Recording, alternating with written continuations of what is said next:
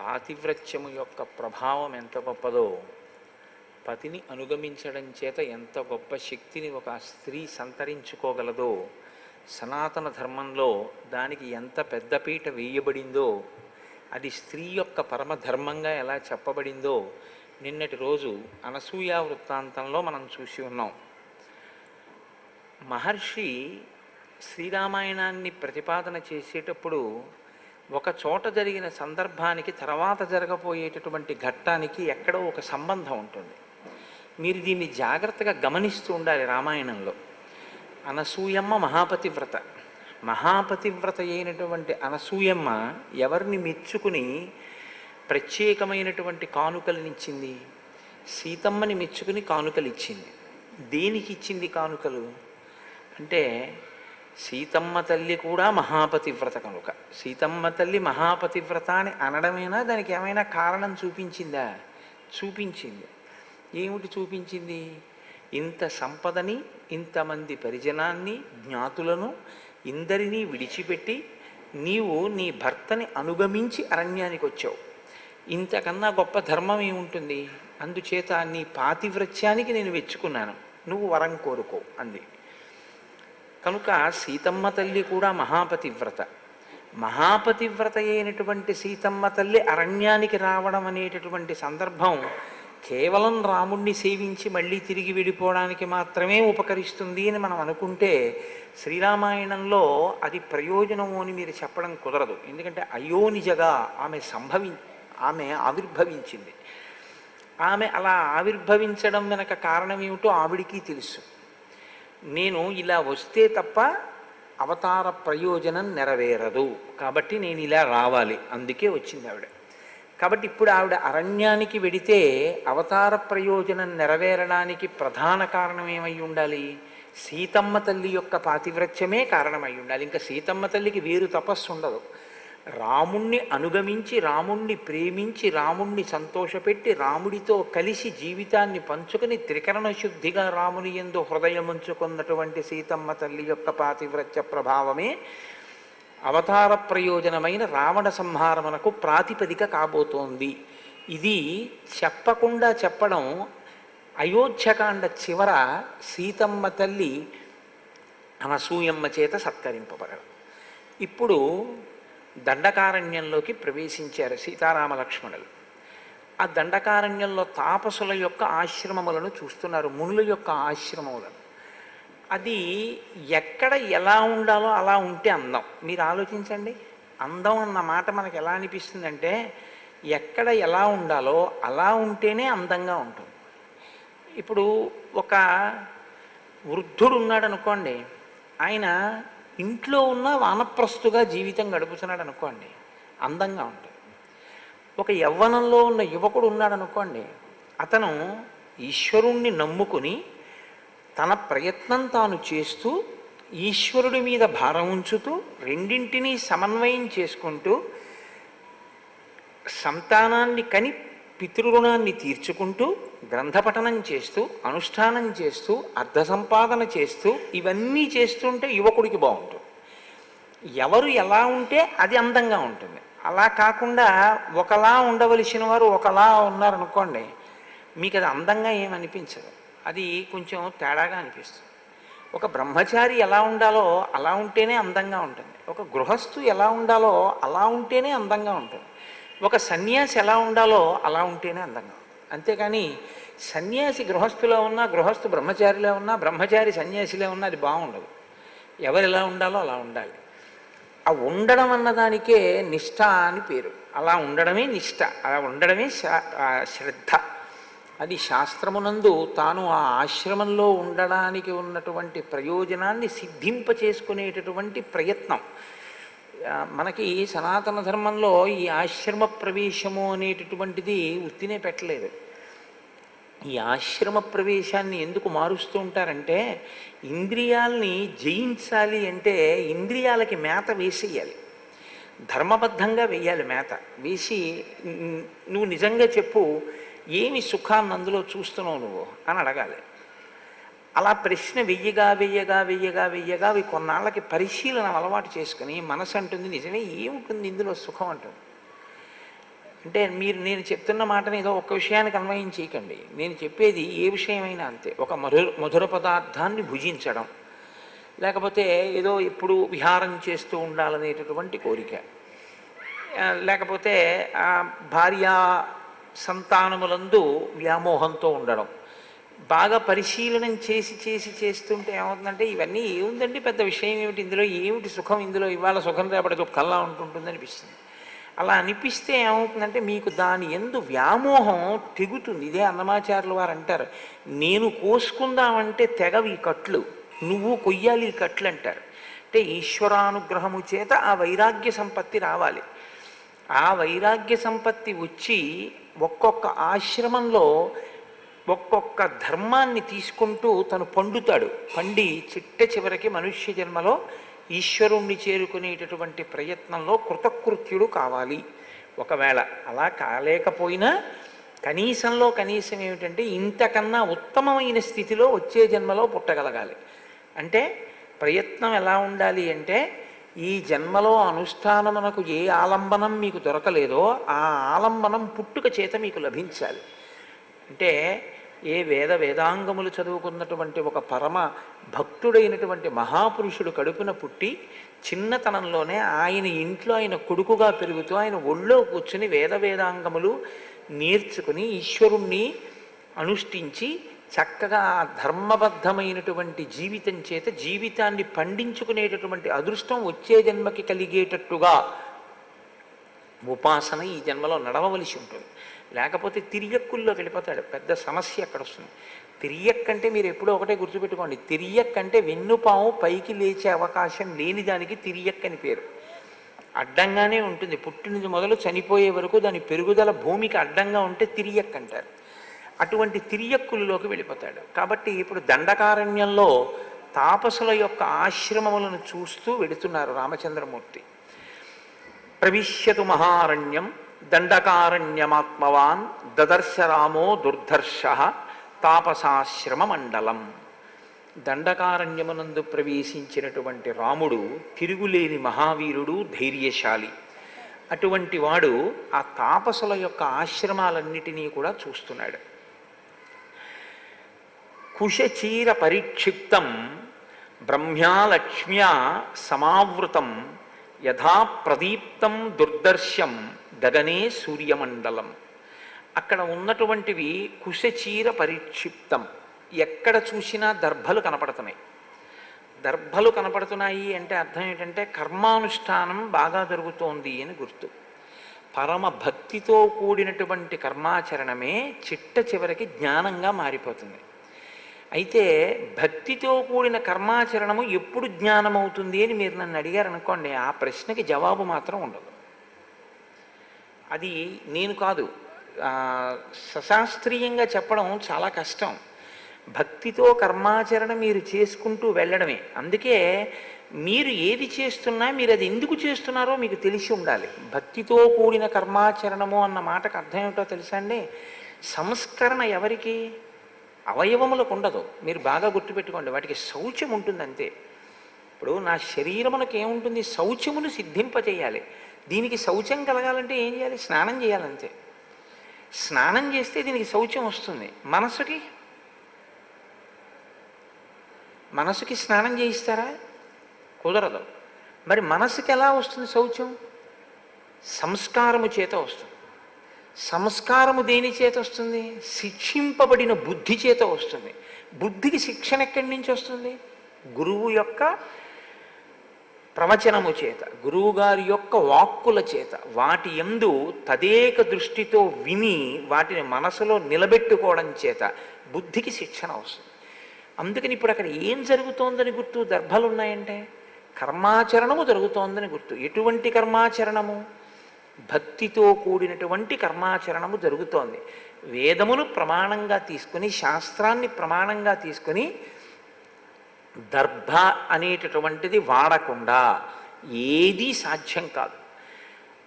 శౌచము కలిగి చక్కగా ఆసన సిద్ధి కలగాలంటే ఓ దర్భాసనం వేసి కూర్చుంటారు. కూర్చోవడం దగ్గర నుంచే దర్భాసనం. కాబట్టి ఆ దర్భాసనం, ఆ దర్భ ఉంగరం వేలుగు పెట్టుకొని, వాళ్ళ అడవిలో ఉన్నప్పుడు వాళ్ళేం బంగారపు ఉంగరాలు అవి పెట్టుకునే అవకాశాలు ఏమి ఉండవు. కాబట్టి ఓ పవిత్రం అంటే దర్భని ముడి వేసుకుని వేలుగు పెట్టుకుంటారు. ఏది చేసినా దర్భలతో చేయబడినటువంటి కూర్చె పట్టుకుంటారు. ఆ కూర్చె పట్టుకుంటే అది పరమ పవిత్రం. ఆ కూర్చెతో పట్టుకుని ఆ కూర్చెతో ఏ పనైనా చేస్తే, కాబట్టి అక్కడ అన్ని దర్భలు ఉన్నాయి. బ్రహ్మ్యా లక్ష్మ్యా సమావృతం. అక్కడ ఉండేటటువంటి మనుష్యులు బ్రహ్మతేజస్సు చేత విరాజిల్లుచున్నారు. ఇది చాలా గొప్ప మాట అండి నిజంగా. అది మీరు లోపల అనుభవించాలి. రామాయణంలో బాహ్యమునందు శోభ వేరు, బ్రహ్మ తేజస్సు వేరు. ఈ రెండిటికి ఒక భేదం ఉంటుంది. ఏమిటంటే శోభ ఒక అందం కాలగతి ఎందు తరిగిపోతుంది, లేకపోతే వికారమును పొందుతుంది. ఏమిటి ఆయనే అలా ఉన్నారు అంటారు. ఏదో శరీరంలో తేడా వచ్చిందనుకోండి, ఒళ్ళంతా మచ్చలు వచ్చాయనుకోండి, వస్తే ఓ సంవత్సరం క్రితం స్ఫురద్రూపిగా మెరిసిపోయిన వాడు ఈ సంవత్సరం మీరు చూసేటప్పటికీ మచ్చలతో చూడ్డానికి పిల్లలు భయపడేటట్టుగా అయిపోతాడు. ఆ అందం శాశ్వతము అని మీరు చెప్పడం చాలా కష్టం. జర అని ఒకటి ఉంటుంది, వృద్ధాప్యం. ఆ వృద్ధాప్యం వచ్చేటప్పటికి ఎవరందరం నిలబడే అవకాశం ఉండదు. బ్రహ్మతేజస్సు అలా కాదు. ఈశ్వరుణ్ణి మీరు ఆరాధించగా శరీరము జర్జరీభూతం అవుతుంది, అంటే ముడతలు పడిపోతుంది. కానీ ఆయన నడిచి వస్తున్నాడు అనుకోండి, ఆ నడకలో ఏమీ ఆ వేగం ఏమి ఉండదు. వృద్ధాప్యంలో ఉన్నవాడు ఎలా నడుస్తాడో అలాగే నడుస్తూ ఉంటాడు. బాగా వృద్ధాప్యం వచ్చినవాడు నోరు తెరుచుకుని అలా ఎలా నిలబడతాడో అలాగే నిలబడతాడు. కానీ మీరు అలాంటి వాళ్ళని ఎవరినైనా చూసి ఉంటారు జీవితంలో. అనుష్ఠాన బలం చేత వారు ఏమైపోతారంటే ముఖం దీప్తితో ప్రకాశిస్తుంది, ముఖమునందు ఆ వర్చస్సు వస్తుంది. నేను కాశీపట్టణంలో చూశాను కొంతమంది అటువంటి పెద్దల్ని ప్రయత్నపూర్వకంగా వారి చిరునామాలు తీసుకుని వారి దర్శనం కోసం నేను కొన్ని గంటలు ఎదురు చూసి అటువంటి మహాత్ముల దర్శనం చేసి నేను బ్రహ్మవర్చస్సు అంటే ఏమిటో చూసి, అందులో ఒక ఆయన నన్ను పిలిచి, ఇన్ని గంటలు దేని కొరకు ఎదురు చూసావు నా దర్శనానికి అని అడిగారు. అంటే నేను మీ బ్రహ్మవర్చస్సుని చూడడానికే కూర్చున్నాను అన్నాను. ఆయన చాలా సంతోషించి నాకు ఆయన చెయ్యి చూపించారు. నేను ఆశ్చర్యపోయాను. ఆయన చేతిలోకి త్రిశూలం వచ్చేసింది. గీత త్రిశూలం కింద మారిపోయి నేను కొద్ది రోజుల్లో ఈశ్వరుణ్ణి చేరిపోతున్నానయ్యా, నువ్వు మళ్ళీ వచ్చేటప్పటికీ నీకు నా దర్శనం ఉండదు, ఇదే నా చిట్ట చివరి దర్శనం. నువ్వు ఇంత ఆర్తి పొందావు కాబట్టి నీకు ఒకసారి నేను కనపడాలనుకున్నాను అని నాకు ఆయన ఆ సమయంలో రుద్రాక్షమాల కూడా బహూకరించారు. నేను ఆ తర్వాత ఒక నెలకే హైదరాబాద్లో నాకు మిత్రుడైనటువంటి ఒక డాక్టర్ గారు నాకు ఫోన్ చేసి చెప్పారు, మీరు ఎవరి దర్శనం కోసం కొన్ని గంటలు ఎదురు చూసి దర్శనం చేసుకున్నారో ఆయన కాశీ విశ్వనాథ దేవాలయంలో పరమశివుడి ముందు నిలబడి ఆ కూర్చుని అభిషేకం చేస్తూ అకస్మాత్తుగా ఏమైందో తెలియదు. నమస్తే అస్తు భగవన్ విశ్వేశ్వరాయ మహాదేవాయ త్రయంబకాయ త్రిపురాంతకాయ త్రికాగ్నికాలాయ కాలాగ్నిరుద్రాయ నీలకంఠాయ మృత్యుంజయాయ ఆగిపోయిందంతే. మృత్యుంజయాయ అని అభిషేకం చేస్తున్న ఆయన చెంబు అలాగే ఆగిపోయిందంతే, పడిపోయింది కింద. వెళ్ళి చూశారు, కూర్చున్నవారు కూర్చున్నట్టే అలాగే నోరు తెరిచి బ్రాహ్మీభూతులైపోయారు, ఆయన శరీరాన్ని విడిచిపెట్టేశారు.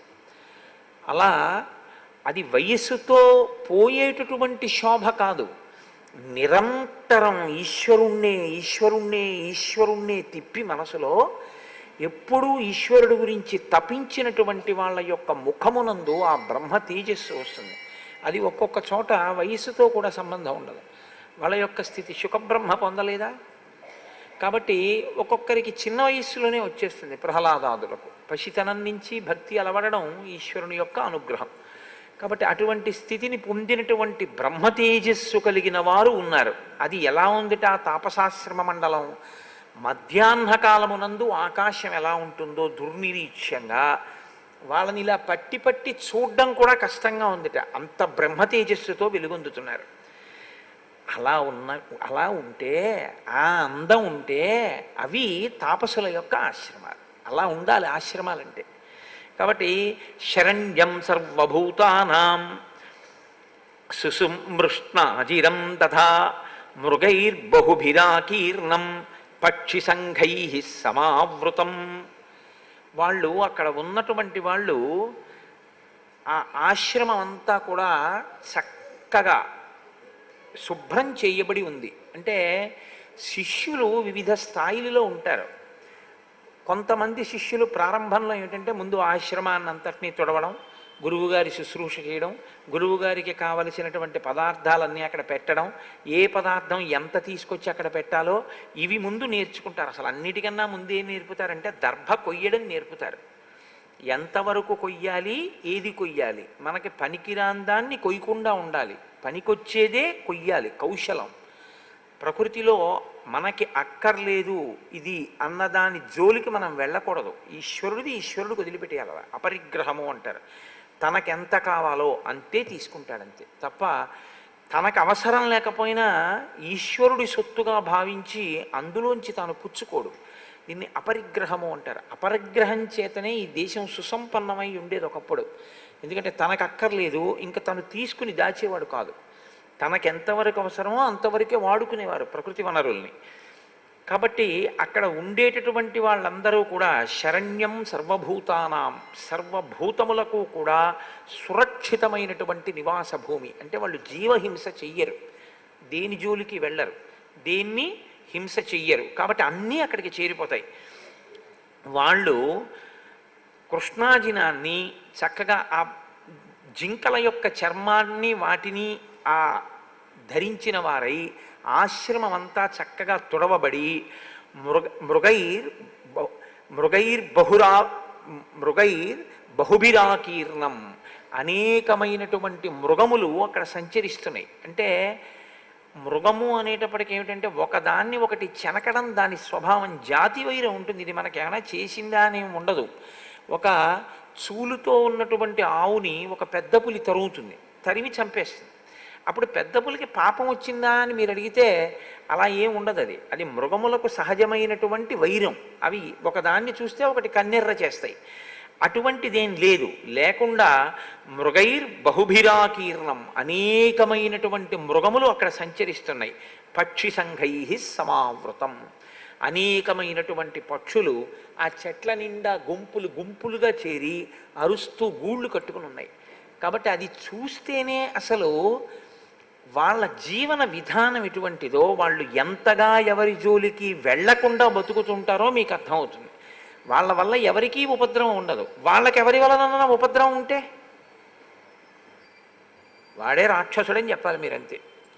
ఎవరికీ అపకారం చేయని వాడి జోలి మీకెందుకండి అంటే రాక్షసుడు అని గుర్తు అనమాట. కాబట్టి వాళ్ళ జోలికి వెళ్ళిన వాళ్ళని రాక్షసులు అంటాడు రాముడు, అదే గుర్తు మీకు.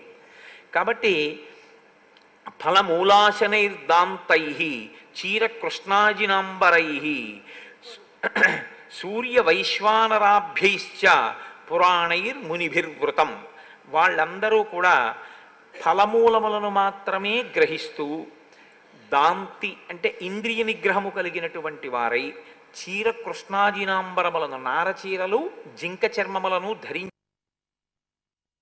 ఎప్పుడప్పుడు చూస్తారు కదండి. అలా వెళుతుంటే మామూలుగా ఎవరో వెళ్ళిపోతున్నారని చూడడం వేరు, ఒకవేళ వాళ్ళు ఆశ్చర్యపోయి చూస్తే యువతల వాళ్ళ తేజస్సు వేరు. అంత తేజస్సు ఉన్నవారు కూడా వీళ్ళని చూసి అయ్య బాబోయే అన్నారనుకోండి, ఇప్పుడు మీరు ఏమని అనవలసి ఉంటుందంటే ఆ మునుల యొక్క తేజస్సుని మించిపోయిన తేజస్సు సీతారామ లక్ష్మణుల యందు ఉంది అని మీరు అనవలసి ఉంటుంది కదా. ఇది చెప్పడం మహర్షి యొక్క గొప్పతనం. కాబట్టి ఇప్పుడు ఆయన అంటున్నారు, సదృష్ట్వా రాఘవ శ్రీమాన్ తాపసాశ్రయ మండలం అభ్యగచ్చన్ మహాతేజ విద్యం కృత్వా మహద్ధను.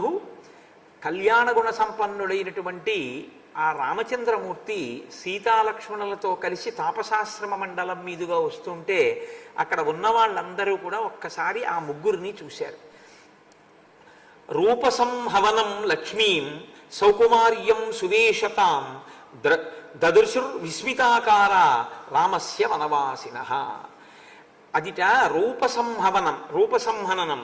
ఆ రూపము రాముడిది అవయవముల యొక్క పొందికని చూశారట. అవయవముల యొక్క పొందిక అన్న మాట గురించి నేను చెప్పాలి అంటే, ఒక ఆయనకి కాళ్ళు పొడుగ్గా ఉంటాయి, కానీ దానికి తగినటువంటి రీతిలో వక్షస్థలం తలకాయ ఉండవు. లేకపోతే కొంతమందికి పొడుగ్గా ఈ వక్షస్థలం ఉంటుంది, దానికి తగినట్టు కాళ్ళు ఉండవు. కాళ్ళు పొడుగ్గా ఉంటే దానికి తగినట్టు చేతులు పొడుగ్గా ఉండవు. ఇవన్నీ బాగానే ఉంటే ఏదో కుండ బోర్లించినట్టు తలకాయ ఉంటుంది.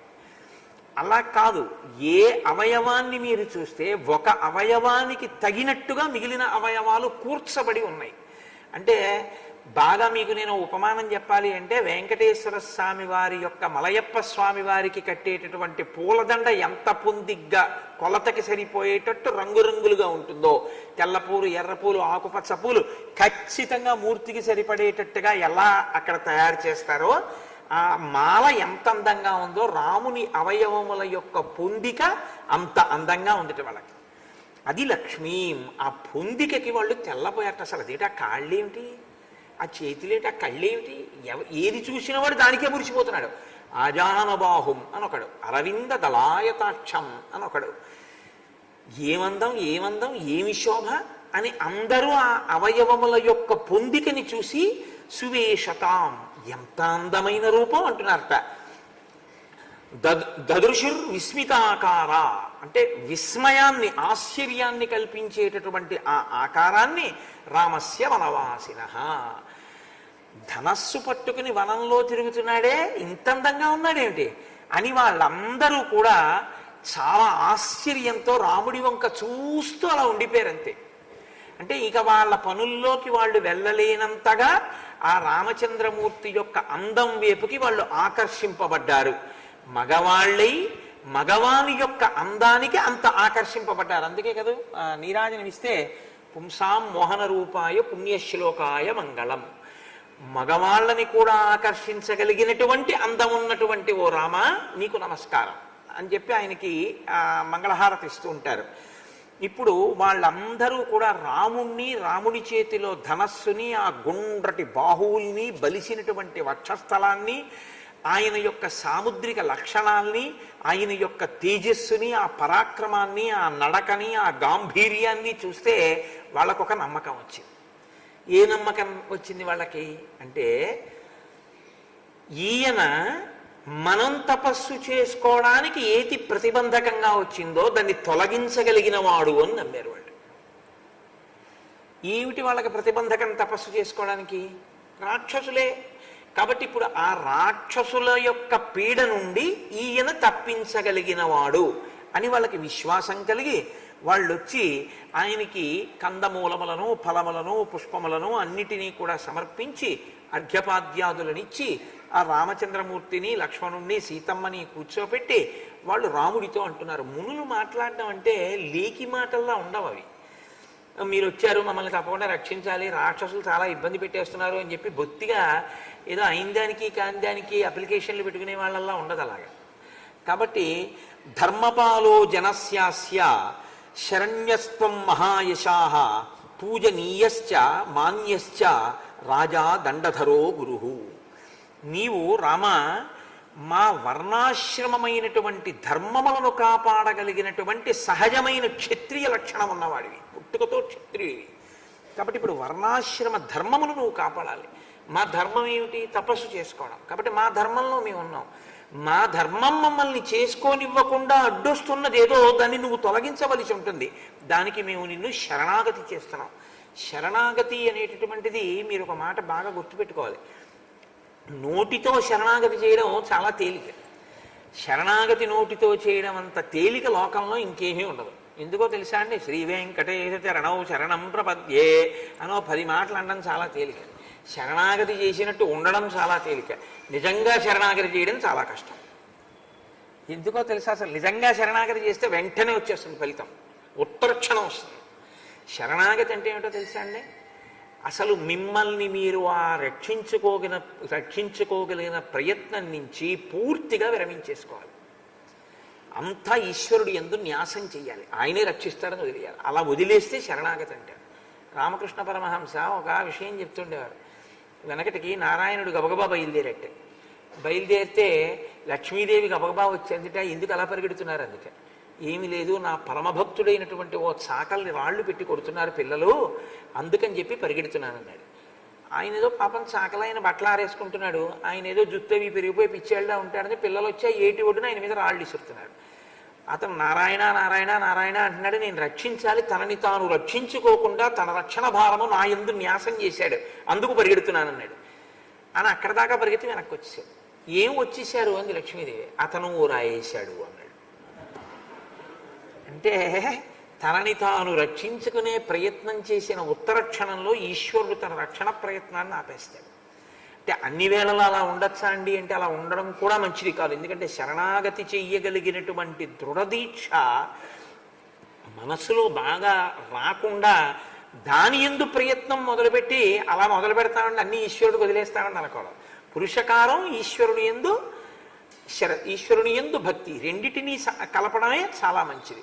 మునులు శరణాగతి చేశారంటే ఒక కారణం ఉంది అక్కడ, మీరు గుర్తుపట్టాలి. మునులు తపస్సు చేస్తున్నారు. తపస్సు ఎందుకు చేస్తారు? ఈశ్వరానుగ్రహం కోసం. ఈశ్వరానుగ్రహంతో వాళ్ళకి ఏమవుతుంది? కొంత శక్తి వస్తుంది. ఇప్పుడు వాళ్ళ శక్తి పెట్టి రాక్షసుల్ని చంపుతూ కూర్చున్నారు అనుకోండి, శాపాలు ఇస్తూను, వాళ్ళ తపస్సు పోతుంటుంది. మళ్ళీ తపస్సు చేయడం, వాడు చచ్చిపోతాడు, ఇంకోటి వస్తాడు, వాడిని చంపుతూ ఉండడం. ఇప్పుడు వాడు ఏం చేశాడు? అక్కడికి వెళ్ళి తపస్సు చేయలేదు. తపస్సు చేయను, రాక్షసుల్ని చంపనం. చివరికి వచ్చేటప్పటికి ఏం మిగులుతుంది? సున్నా, ఏమీ మిగలదు.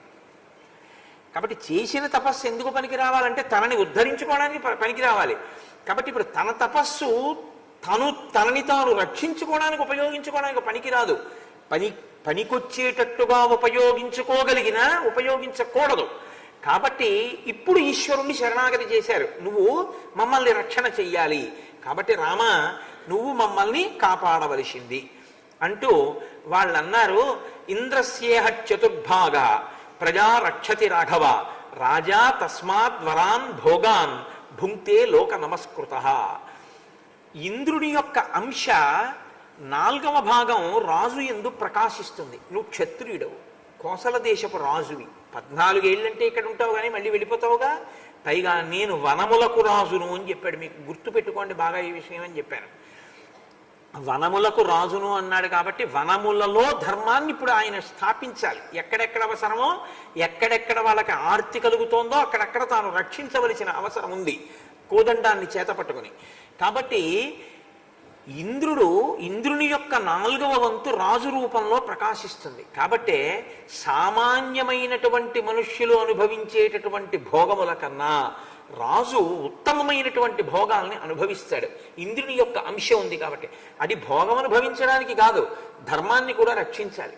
కాబట్టి రామ నీకు ఆ అవసరం ఉంది. నువ్వు ఇన్నాళ్ళు కోసల దేశంలో భోగాలు అనుభవించి వచ్చావు, ఇప్పుడు మా కష్టం చూస్తున్నావు, కాబట్టి నువ్వు ఇప్పుడు మమ్మల్ని రక్షించాలి. వాళ్ళు ఈ మాటలంటే ఆయన చాలా సంతోషించాడు. మేము కోపాయుధాన్ని పక్కన పెట్టేశాం, మమ్మల్ని మేము రక్షించుకోం తాపసులం కాబట్టి నువ్వే మమ్మల్ని రక్షించాలి. వాళ్ళు ఇచ్చినటువంటి ఫలమూలను గ్రహించి ఆయన అన్నాడు, నేను లక్ష్మణ సహితుడనై రాక్షసుల్ని నిర్జించి మీరు హాయిగా తపస్సు చేసుకునేటట్టుగా మీ ధర్మానికి ఎవరూ అడ్డు రాకుండా నేను తప్పకుండా మిమ్మల్ని కాపాడతాను అని చెప్పి వాళ్ళకి వరం ఇచ్చి లేదా మాట ఇచ్చి ముందుకు నడిచి వెళ్ళిపోతున్నాడు. ఆ ముందుకు నడిచి వెళ్ళిపోతుంటే అది చాలా భయంకరమైనటువంటి అరణ్యం. అందున అరణ్యంలో వాల్మీకి మహర్షి ఎంత గొప్ప వర్ణన చేస్తారంటే మళ్ళీ ఆ అరణ్యంలో కూడా నరభక్షకులైన రాక్షసులు ఉన్నారు అని చెప్పి అర్థమైపోతూ ఉంటుంది. ఎలా అర్థమైపోతుంది అంటే రాముడు ఘోరమైన అరణ్యంలో వెడుతూ లక్ష్మణుడితో అంటాడు, లక్ష్మణ ఇక్కడ ఎక్కడ జలాశయాలు లేవు, ఇక్కడెక్కడ అసలు మనుష్యులు తిరుగుతున్నటువంటి ఆనవాళ్లు కనపట్టలేదు, ఇక్కడ ఎక్కడ చూసినా క్రూరమైనటువంటి మృగములు మాత్రమే కనపడుతున్నాయి. సరికదా ఏదో పరిస్థితిని గమనిస్తే ఈ పెరిగినటువంటి చెట్లు ఈ వాతావరణం గమనిస్తుంటే ఇటువైపుకి అసలు ఎవరు రారు అని అనిపిస్తోంది. కాబట్టి మనం చాలా జాగ్రత్తగా ఉండాలి, కోదండాన్ని గట్టిగా పట్టుకుని అడుగులు వెయ్యాలి. అటువంటి పరిస్థితి కనపడుతోంది అంటాడు రాముడు. ఇప్పుడు అక్కడ అకస్మాత్తుగా ఒక రాక్షసుడు వాళ్ళకి కనపడ్డాడు. ఆయన అవయవముల యొక్క పొందిక లేనివాడు, కడుపు ఎత్తుపల్లాలుగా ఉంది, భయంకరమైనటువంటి ముఖం, చాలా పెద్ద పెద్ద కళ్ళు, పెద్ద ఒక నుయ్యి ఓ దిగుడుబావి ఎలా ఉంటుందో అటువంటి నోరు, ఒంటి మీద చంపేసినటువంటి పులి యొక్క చర్మాన్ని బలవంతంగా పీకేసి దాన్ని ఒంటి మీద ఆచ్ఛాదనగా పడేసుకున్నాడు మీద. పడేసుకుంటే దాంట్లోంచి నెత్తురు కారి శరీరం నుంచి కిందకి ఒలుకుతోంది. మాంసపు ముక్కలు ఒంటి నిండా ఉన్నాయి. అతను ఒక పెద్ద ఇనప శూలాన్ని చేత్తో పట్టుకుని ఉన్నాడు. అంటే అతని రూపమే అంత ఘోరంగా ఉంది. అంటే ఒక మోస్తరు వాళ్ళైతే చచ్చిపోతారు అసలు ఆయన్ని చూస్తేనే. ఆ శూలానికి గుచ్చుకున్నాడు సిద్ధంగా తినడం కోసం. అంటే ఏవో బిస్కెట్ల ప్యాకెట్ బ్యాగ్లో పడేసుకున్నట్టు రైల్లో వెళ్తున్నప్పుడు. అంటే అతను ఆహారం కోసం బయలుదేరే లోపల ఆహారాన్ని వెతుక్కుని అతనికి కావలసినవి సంభారములను సమకూర్చుకుని తినే లోపల ఈలోగా తినవలసి వస్తే బొత్తిగా ఏమీ లేకుండా కాలక్షేప బఠానీ అని రైల్లో అమ్ముతారు చూడండి, ఏదో ఎన్ని బఠానీలు అమ్మితే ఆ తుక్కంతా అక్కడ పోసేసేయండి, అది తింటూ ఉండడం, వేరుశనక్కాయలు తొక్కలన్నీ అక్కడ వేసేయడం, 4 గింజలు తినేసి స్టేషన్లో దిగిపోవడం. ఆ తర్వాత ఎవడో వచ్చి తుడుస్తూ ఉంటాడు, లేకపోతే లాంగ్ జర్నీ చేసి అందులో ఉన్నవాడు ఎవడో వాడి ప్రారంభం. అలా వాడు ఏమిటంటే శూలానికి గుచ్చుకుని బయలుదేరాడు. 3 సింహాన్ చతురో వ్యాఘ్రాన్ ద్వౌ వృకౌ వృషతాన్ దశ సవిషాణం వసాదిగ్ధం గజస్య చ శిరోమహత్ అవసజ్యాయసే శూలే వినదంతం మహాస్వనం. పెద్ద కేకలు వేస్తున్నాడు, అరుచుకుంటూ వీళ్ళని చూడగానే లేచి నిలబడ్డాడు. ఆ శూలానికి ఏం గుచ్చుకున్నట్ట? పెద్ద ఎక్కువేం కాదు, 3 సింహాన్, ఒక 3 సింహాల్ని గుచ్చాడు దానికి. చతురో వ్యాఘ్రాన్, ఒక 4 పెద్ద పులులు గుచ్చుకున్నాడు. ద్వౌ వృకౌ, 2 తోడేళ్లు గుచ్చాడు. వృషతాన్ దశ, చుక్కల లేళ్లు ఒక 10 గుచ్చుకున్నాడు. సవిషాణం వసాదిగ్ధం గజస్య చ శిరోమహత్, దంతములు విరిగిపోయినటువంటి ఒక ఏనుగు యొక్క తలకాయతో సహా దానికి గుచ్చుకున్నాడు. ఇప్పుడు పెద్ద కేకలేస్తూ ఆ శూలం పట్టుకుని వస్తున్నాడు. అంటే దీంట్లో ఉన్నవి ఏదో మొక్కజొన్న పొత్తు తిన్నట్టు గింజలు ఇలా ఇలా అంటూను ఒక్కొక్కటి తీసి నోట్లో పడేసుకుంటూ తిరుగుతూ ఉంటాడు అనమాట అక్కడ. అంటే మా చిన్నతనంలో ఒక ఆయన ఉండేవాడు. ఆయన పొద్దున్నే ఎండుటాకులు ఏరడానికి ఒక చిత్రమైన పని ఉండేదానికి, ఒక పెద్ద శూలం లాంటి చోటు ఉండేది, అది పట్టుకుని ఇలా గుచ్చుకుంటూ తిరుగుతుండేవాడు ఆయన ఇంట్లో. అదే పని ఆయనకు, వాకింగు ఎండుటాకులు గుచ్చుకుని తీసేస్తూ ఉండడం అదే పని ఆయనకి. అలా వీడేమిటంటే కనపడ్డ వాటిని అలా గుచ్చెత్తేస్తుంటాడు. ఉంది సింహాలని వాటిని. అంటే అంత బలాఢ్యుడు ఆ రాక్షసుడు. ఆయన కనపడ్డాడు. కనపడుతూనే ఆకలి ఎక్కువ, ఆహారం తినడం ఎక్కువ, వికృతమైన రూపం. వాడికి సీతమ్మ కావలసి వచ్చింది. వాడు ఏం చేశాడంటే వీళ్ళిద్దరినీ వదిలేసి సీతమ్మని పట్టుకుని అమాంతం తీసుకుని ఒళ్ళో కూర్చోబెట్టుకుని ఆ వచ్చినటువంటి రామలక్ష్మణుల వంక చూసి అన్నాడు, అధర్మచారిణో పాపౌకౌ, మీరు అధర్మం కలిగినటువంటి వాళ్ళు, పాపమైనటువంటి జీవితం ఉన్నవాళ్ళు, మునివేషాలు కట్టుకుని భార్యతో ఎందుకు తిరుగుతున్నారు? అందుకే మీ భార్యని నేను తీసేసుకున్నాను. ఈమెని నేను భార్యగా ఉంచుకుంటాను ఇక నుంచి. కాబట్టి మీరు ఈ ప్రాంతాన్ని విడిచిపెట్టి వెళ్ళిపోండి. అహం వనమిదం దుర్గం విరాధో నామ రాక్షస చరామి సాయుధో నిత్యం ఋషిమాంసాని భక్షయం. నన్ను విరాధుడు అంటారు. నేను ఈ దుర్గమమైనటువంటి అరణ్యంలో తిరుగుతూ ఉంటాను. నేను ఋషుల మాంసం తినడం అనేటటువంటిది నాకు చాలా ఇష్టమైన పని. ఋషులు ఏం చేశారు లోకంలోనండి? ఇదొక చాలా గమ్మత్తైన విషయం. మీరు చూడండి, కొంచెం మీరు జాగ్రత్తగా పరిశీలన చేయండి. శాకాహారము మాంసాహారము అని 2 ఉంటాయిగా. దాని గురించి నేను పెద్ద వర్ణన ఏం చేయక్కర్లేదు. కాయగూరలు పళ్ళు ఆకులు తింటే శాకాహారం. సరే, మాంసాహారం మీకు నేను దాని గురించి పెద్ద ఉపన్యాసాలు ఏం చెప్పక్కర్లేదు. మాంసాహారము తినేటటువంటివి కూడా ఎప్పుడూ శాకాహారం తిననివి కూడా అలాంటి మాంసాహారులు ఎక్కువ శాకాహారమే తింటూ మాంసం తినని వాటి మాంసాన్ని ఇష్టపడతాయి. మీరు చూడండి, అదో విచిత్రం లోకంలో. ఒక మాంసాహారి ఉంది, అది మాంసం తప్ప ఎప్పుడూ శాకాహారం తిందు. ఓ పెద్ద పులి ఉందనుకోండి, పెద్ద పులి ఎప్పుడైనా వంకాయలు వేస్తే తింటుందేంటి, అయితే 4 తోటకూర ఆకులు వేస్తే తింటుందా? అది ఎప్పుడు తిందు. యాపిల్ పళ్ళు బత్తాయి పళ్ళు అలాంటివి దానికి ఏం అక్కర్లేదు. దానికి ఎప్పుడూ మాంసమే కావాలి. మళ్ళీ మాంసం తినడంలో కూడా గమ్మత్తు ఏమిటో తెలుసా అండి? సింహం కానీ పులి కానీ ఇవి ఎప్పుడు ఏ మాంసం తినడానికి ఇష్టపడతాయి తెలుసా? లేళ్ళు, జింకలు, దుప్పులు, ఏనుగు, వీటి మాంసం తింటాయి. అసలు మాంసం ఎప్పుడూ తినని శాకాహారాలు ఉంటాయి చూసావా, వాటి మాంసం ఒక్కటే తినే వాటికి రుచిగా ఉంటుంది. అసలు ఆ శాకాహారానికి ఉన్న గమ్మత్తు అది లోకంలో. అందుకని ఆ శాకాహారం తిని ఒళ్ళు చేసే ప్రాణుల్లో, మాంసాహారం తిని ఒళ్ళు చేసే ప్రాణుల్లో మీరు లెక్క వేసి చూస్తే శాకాహారం వల్ల బలం పొందినంత, శరీరం పొందినంత మాంసాహారం వల్ల ప్రాణులు పొందవు. సింహం ఉందండి, మాంసమే తింటుంది పుట్టినప్పటి నుంచి చచ్చిపోయే వరకు. ఏనుగంత ఎప్పుడన్నా అవుతుందా? ఎప్పుడు అవ్వదు. ఏనుగంత ఉన్నాడంటారు. ఏనుగు జీవితంలో ఎప్పుడూ ఓ గుడ్డు కూడా తింటాం, కానీ ఏనుగే అంత ఎత్తుంటుంది. శాకాహారం తిన్న ప్రాణి అంత ఎత్తుంటుంది. శాకాహారం తిన్న ప్రాణులు బుద్ధిబలంతో ఉంటాయి. మీకు అదో విచిత్రం. ఒక కుందేలు కానీ, ఒక ఏనుగు కానీ, ఒక లేడి కానీ, వీటికి లలిత కళల మీద కూడా వ్యామోహం ఉంటుంది. పాటలు అవి వింటాయి బాగా, అందుకే వేటగాడు పాట పాడితే జంకొస్తుంది. అది శాకాహారంలో ఈశ్వరుడు ఎక్కడో ఆ లక్షణాన్ని నిక్షేపించాడు. అంటే నేను మాంసాహారాన్ని నిరుత్సాహపరుస్తూ నేను ఏదో పక్షపాతంతో మాట్లాడడం నా ఉద్దేశ్యం కాదు. ఒక సత్యాన్ని ఆవిష్కరించడం వరకు మాత్రమే నా ప్రయోజనం. కాబట్టి ఇప్పుడు విరాధుడు అన్నాడు, నేను ఋషుల మాంసం తింటాను అన్నాడు. ఋషుల మాంసం తినడం ఎందుకు? అదేమిటి, పులులు సింహాలు అన్ని ఓచక పెట్టుకున్నాడుగా. అంటే వాడు ప్రత్యేకం వేటి కోసం పెడతాడంటే, ఇవన్నీ ఏముంది తిరుగుతుంటే ఇలా గుచ్చెత్తుకు తింటాను, అక్కడికి వెళ్ళి మరీ తింటాను వాళ్ళని. ఎందుకో తెలుసా? వాళ్ళు కందమూలాలే తింటారు. అందుకని ఏనుగు మాంసం సింహానికి ఇష్టమైనట్టు, జింక మాంసం పెద్ద పులికి ఇష్టమైనట్టు ఋషుల మాంసం నాకు ఇష్టం. ఇది లోకంలో ఒక చిత్రమైన పోకడ. మీరు సృష్టిని కొద్దిగా గమనిస్తే ఇలాంటి చమత్కారాలు మీకు చాలా కనపడతాయండి, చాలా కనపడతాయి. వీటన్నింటికన్నా చమత్కారం ఎక్కడ పెట్టాడో తెలుసా అండి ఈశ్వరుడు? వీటన్నిటికీ కొన్ని శక్తులు ఇచ్చాడు. అన్ని శక్తుల్ని మనిషి ఒకడే వాడుకుంటాడు. ఒక గొర్రె ఉందనుకోండి, మీరు ఎంత చల్లోకి తీసుకెళ్ళి వదిలేయండి, దానికి ఏం రొజాయి మీరు ఇవ్వక్కర్లేదు, దాని ఒంటికే రొజాయి ఉంటుంది, పెద్ద ఉన్నితో ఉంటుంది. మనిషి ఏం చేస్తాడో తెలుసా? ఆ గొర్రె మాంసం తినేసి దాని చర్మం ఒలిచేసి ఓ కోటు కుట్టించుకొని చల్లో తిరిగేస్తాడు. ఓ యజ్ఞమో యాగమో చేసుకుంటున్నాడు అనుకోండి, ఓ లేడి చర్మం విప్పేసి దాన్ని ఒంటికి కట్టుకుని యజ్ఞమో యాగమో చేసుకుంటాడు. ఓ ఏనుగు దంతం ఉందనుకోండి, బొమ్మ చేసుకుని ఊట్లో పెట్టుకుంటాడు.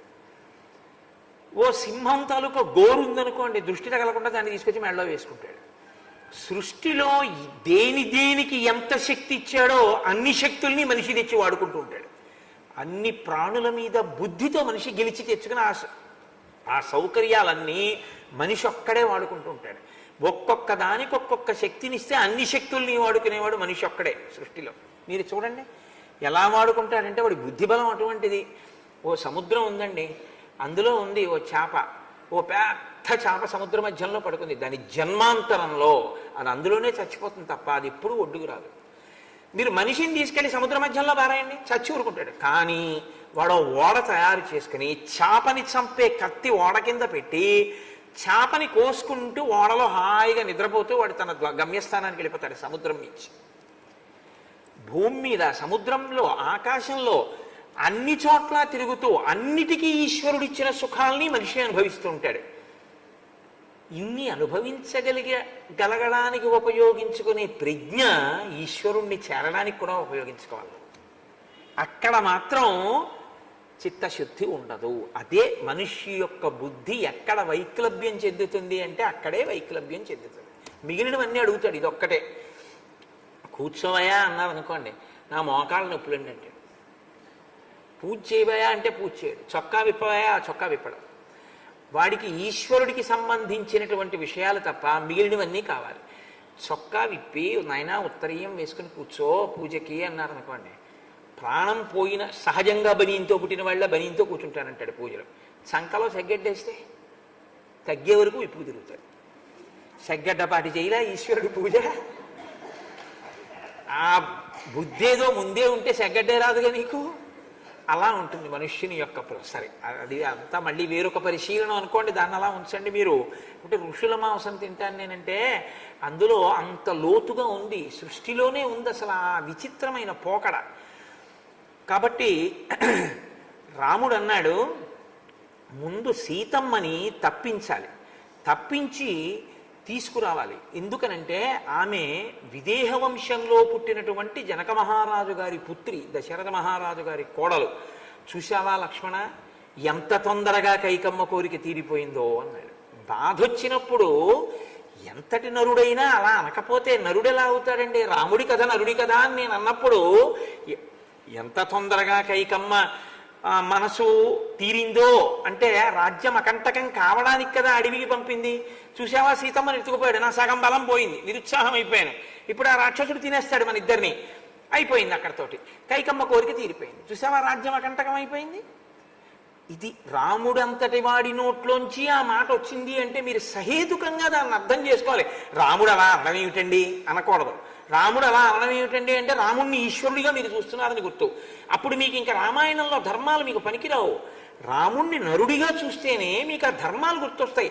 ఇదన్న రాముడే గొప్ప ధర్మాన్ని కూడా చేస్తాడు. ఇప్పుడు మీరు అది పట్టుకోవలసి ఉంటుంది. ఇప్పుడు ఆయన అన్నాడు, పరస్పర్శాత్తు వైదేహ్య నదుఃఖతరమస్తిమే పితుర్వియోగాత్ సౌమిత్రే స్వరాజ్య హరణాత్ తథా. ఎంత కష్టం వచ్చిందో చూసావా అకస్మాత్తుగా లక్ష్మణ నాకు. పరస్పర్శాత్తు వైదేహ్య, నా కంటి ముందు పరుడైనటువంటి వాడు నా భార్యని చేతులతో పట్టుకు తీసుకెళ్లి ఒళ్ళో కూర్చోబెట్టుకుంటున్నాడు. నా దుఃఖతరమస్తిమే, నేను ఎంత దుఃఖంలో ఉన్నాను. పితుర్వియోగాత్ సౌమిత్రే, తండ్రి గారా మరణించాడు. స్వరాజ్య హరణాత్ తథా, రాజ్యమును పరిపాలించవలసినటువంటి నేను రాజ్యమును పోగొట్టుకున్నాను, ఇంత కష్టంలో ఉన్నాను అని ఆయన అన్న తరువాత, అసలు ఆ విరాజుణ్ణి నువ్వు మమ్మల్ని ఇక్కడి నుంచి వెళ్ళిపో, మీ భార్యని నా భార్యగా స్వీకరిస్తానంటున్నావు కదా, మమ్మల్ని నువ్వెవరు మీరెవరని అడుగుతున్నావు కదా, మునుల వేషాల్లో తిరుగుతూ కోదండం ఎందుకు పట్టుకున్నారంటున్నావు కదా, మేము దశరథ మహారాజు గారి పుత్రులం, రామలక్ష్మణులం, మేము తండ్రి యొక్క మాట ప్రకారం అరణ్యంలో సంచరిస్తున్నాం, నువ్వెవరు అని అడిగారు. అదొకటి మాత్రం బాగానే చెప్పాడండో. ఆయన అన్నాడు, పుత్ర కిల జవస్యాహం మమ మాతా శతహ్రద విరాధయితి మా మాహు పృథివ్యాం సర్వరాక్షసాహ. నేను జవుడు అనబడేటటువంటి ఆయన యొక్క కుమారుణ్ణి, మా తల్లి శతహ్రద. నేను ఈ అరణ్యంలో తిరుగుతూ అన్నిటినీ తింటూ ఉంటాను. నన్ను విరాధుడు అని వీళ్ళందరూ పిలుస్తూ ఉంటారు. అంటే ఆయన పేరు ఆయన పెట్టుకున్నాడో ఏమో, మిగిలిన వాళ్ళు మాత్రం ఆయన్ని విరాధుడు విరాధుడు అని పిలుస్తూ ఉంటారు అని చెప్పుకున్నాడు. చెప్పుకుని ఆయన సీతమ్మని తీసుకుని వెళ్ళిపోయేటటువంటి ప్రయత్నంలో ఉండగా రామలక్ష్మణులు వార్చకూడదని అగ్నిశిఖల వంటి బాణములను ప్రయోగం చేస్తే ఆయన ఒక పెద్ద ఆవులింత ఆవలించేట. ఆవలించేటప్పటికి ఆ ఒంట్లోకి వెళ్ళిన బాణాలన్నీ కింద పడిపోయాయి అన్నారు. అంటే అంత బలాఢ్యుడు. సరే అయితే మాత్రం విడిచిపెడతారా? అనేకమైనటువంటి బాణములను ప్రయోగం చేసి అతన్ని దుఃఖపెట్టారు. దుఃఖపెట్టి ఆ కష్టపెడుతున్నటువంటి రాముణ్ణి ప్రత్యేకంగా సంహరించాలని తన చేతిలో ఉన్న శూలాన్ని పట్టుకుని పరుగు పరుగున వచ్చి ఆ శూలం పెట్టి కొట్టబోయాడు రాముణ్ణి. రాముడు వెంటనే తీవ్రమైన బాణములను ప్రయోగించి గాలిలోనే ఆ శూలాన్ని ముక్క ముక్కల కింద విరిచేశాడు. విరిచేస్తే ఆ విరాధుడికి కోపం వచ్చి సీతమ్మని విడిచిపెట్టి రామలక్ష్మణులు ఇద్దరినీ కూడా రెండు చేతులతోటి పైకెత్తి తన భుజాల మీద కూర్చోబెట్టుకుని అరణ్యంలోకి ఎడుతున్నాడు. సీతమ్మ ఉండిపోయింది, రామలక్ష్మణుల్ని తీసుకెళ్ళిపోతున్నాడు. సహజంగా సీతమ్మ ఆక్రందనం చేసింది, తన భర్తని మరిదిని తీసుకెళ్ళిపోతున్నాడు. అప్పుడు రాముడు ఒక చేతిని తన యొక్క బలాన్ని ఉపయోగించి విరిచేశాడు ఆ విరాధుడికి. లక్ష్మణుడు ఒక బాహువుని ఖండించాడు, ఆయన కింద పడిపోయాడు. వాళ్ళ తమ ఖడ్గముల యొక్క ప్రహారముల చేత అతని శరీరాన్నంతటినీ కూడా ఖేదపడేటట్టు చేశారు. అప్పుడు అతను ఒక మాట అన్నాడు, నేను బ్రహ్మగారి యొక్క వరాన్ని పొందాను తపస్సు చేత, కాబట్టి నన్ను అస్త్రశస్త్రములు ఏవీ కూడా మరణం పొందేటట్టుగా చెయ్యలేవు, నేను దేనికి మరణం పొందను.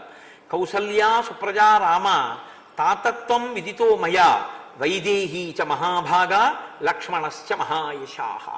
నాకు ఇప్పుడు అర్థమైంది, నువ్వు కౌసల్య యొక్క కుమారుడవైన రామచంద్రమూర్తివి, నీ భార్య వైదేహి అయిన సీతమ్మ, నీ తమ్ముడు లక్ష్మణమూర్తి. నేను నీ చేతిలోనే మరణించి శాపాన్ని పోగొట్టుకోవలసి ఉంది. ఏమిటి నాకు శాపం అంటారేమో. అపి శాపాదహం ఘోరాం ప్రవిష్టో రాక్షసీం తనుం తుంబురుర్నామ గంధర్వ శిప్తో వైశ్రవణేన. నేను ఒకానొకప్పుడు తుంబురుడు అనబడేటటువంటి పేరు కలిగినటువంటి గంధర్వుణ్ణి, కానీ నేను రంభ అనబడేటటువంటి అప్సరసయందు కామోద్రిక్తుడనై వైశ్రవణుడు అంటే కుబేరుని యొక్క సభకి వెళ్ళనటువంటి కారణం చేత ఆగ్రహించినటువంటి కుబేరుడు నన్ను శపించాడు, నువ్వు భయంకరమైన రాక్షసుడిగా జన్మించు అని. అప్పుడు నేను ఆయన్ని అడిగాను, నాకు మళ్ళీ ఎలా శాప విమోచనం కలుగుతుంది అని అడిగాను. యదా దాశరథీ రామ త్వాం వధిష్యతి సంయుగే తదా ప్రకృతి మాపన్నో భవాన్ స్వర్గం గమిష్యతి. నీవు ఏనాడు దశరథపుత్రుడైనటువంటి రామచంద్రమూర్తి చేతిలో నిహతుడవుతావో ఆనాడు నీ యొక్క శాపం పోయి మళ్ళీ నువ్వు స్వర్గలోకానికి వస్తావు అని నాకు ఆనాడు శాప విమోచనాన్ని అనుగ్రహించాడు కుబేరుడు. కాబట్టి నేను మీ చేతిలో మరణిస్తే నేను మళ్ళీ తిరిగి ఊర్ధ్వలోకానికి అంటే నేను ఆ గంధర్వుడనై తిరిగి కుబేరుణ్ణి చేరుకుంటాను, కాబట్టి నన్ను సంహరించండి అన్నాడు. ఇప్పుడు ఎలా సంహరించడం? అస్త్రశస్త్రముల చేత సంహరింపబడడుగా. వెంటనే రాముడు అన్నాడు, లక్ష్మణ నేను వీడిని కింద పడదోస్తాను, వీడిని వదిలేస్తే వీడు అలా అరుస్తూనే ఉంటాడు, మహాస్వనం, అదే మామూలు అరుపు కాదు, భయపడిపోతాయి అన్నీ. కాబట్టి వీడి కంఠం మీద నా పాదం పెట్టి తొక్కి ఎట్టే పెడతాను అరవకుండా. ఈలోగా నువ్వు ఒక గుణపం తీసుకుని ఏనుగుల్ని పడదొయ్యడానికి పట్టుకోవడానికి తవ్వేటటువంటి గొయ్యి ఎలా ఉంటుందో అలా ఈ రాక్షసుండి పడేసి కప్పెట్టడానికి ఒక పెద్ద గొయ్యి తీయి అన్నాడు. అంటే గబగబా లక్ష్మణుడు ఒక పెద్ద గొయ్యి తీస్తున్నాడు. అస్త్రంతో శస్త్రంతో కాదుగా, గోతిలో పడేసి రాళ్లతో కప్పెట్టేస్తాడు. కప్పెట్టేస్తే ఊపిరాడక చచ్చిపోతాడు అందులో. ఆయనకి కూడా అది కావాలి, ఎందుకంటే శాప విమోచనం అయిపోవాలి.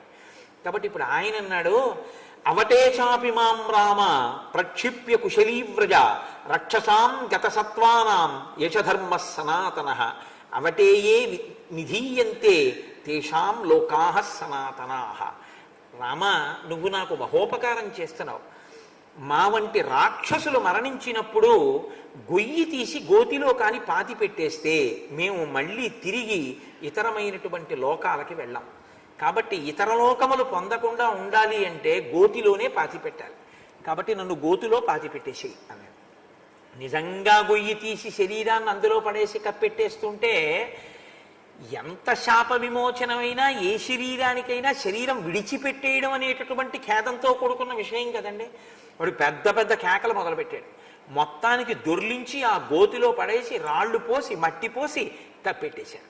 కప్పెట్టేసిన తర్వాత విరాధుడు అక్కడతో శరీరాన్ని విడిచిపెడుతూ ఆయన ఒక మాట చెప్పాడు, రామ నీకు మహోపకారం జరుగుతుంది, ఇక్కడికి దగ్గరలో శరభంగుడు అనబడేటటువంటి ఒక మహర్షి ఉన్నారు, నీవు ఆయన యొక్క దర్శనాన్ని చెయ్యి. రామాయణంలో ఇదో గమ్మత్తు, రాక్షసులు శాప విమోచనం అయిపోయిన తర్వాత రాముడికి ఉపకారం చేస్తుంటారు. ఎందుకంటే రాముడు ఎందుకు వచ్చాడో, నరుడిగా ఎందుకున్నాడో, ఎందుకు ఇంత కష్టపడుతున్నాడో వాళ్ళకి తెలుసు. కాబట్టి వాళ్ళ ఉపకారం చేస్తుంటారు. చిన్నప్పుడు ఏదో చాకలి బండ ఏదో ఆట ఉండేది, బట్ట పట్టుకుని పరిగెడుతూ ఏదో ఒకళ్ళ వెనకాలేసి ఒకళ్ళు ముట్టుకుని వాళ్ళని ఒకళ్ళు ముట్టుకుని ఇలాగా. అలా రాముడి చెయ్యి తీసుకెళ్ళి ఒకరు ఇంకోరి చేతిలో పెడితే వాళ్ళు ఇంకోళ్ళ చేతిలో పెడుతూ ఉంటారు. అలా ఋషుల యొక్క చేతులు మారుతూ పెడుతూ ఉంటాడు రాముడు. ఇప్పుడు రాముడు, సీతమ్మ, లక్ష్మణమూర్తి కలిసి శరభంగుని యొక్క ఆశ్రమానికి వెళ్ళారు. ఆ ఋషుల యొక్క తేజస్సు, వాళ్ళ యొక్క గొప్పతనం ఎంత గొప్పగా ఉంటుందంటే, ఆశ్రమం శరభంగస్య రాఘవోభిజగామః తస్య దేవ ప్రభావస్య తపసా భావితాత్మనః. ఆ శరభంగ మహర్షి దైవము యొక్క సాక్షాత్కారమును పొందినటువంటి వాడు, దివ్యమైనటువంటి శక్తి సంపన్నుడు. ఆయన ఒక్కసారి పిలిస్తే దేవతలే వచ్చి ఆయన ముందు నిలబడతారు. దేవతలు కార్యార్థులై ఆయన దగ్గరికి వస్తూ ఉంటారు. ఆయన అన్ని లోకములలో ఉండేటటువంటి సుఖములను కూడా తన తపశ్శక్తి చేత జయించుకున్నవాడు. అంతటి మహానుభావుడు శరభంగుడంటే.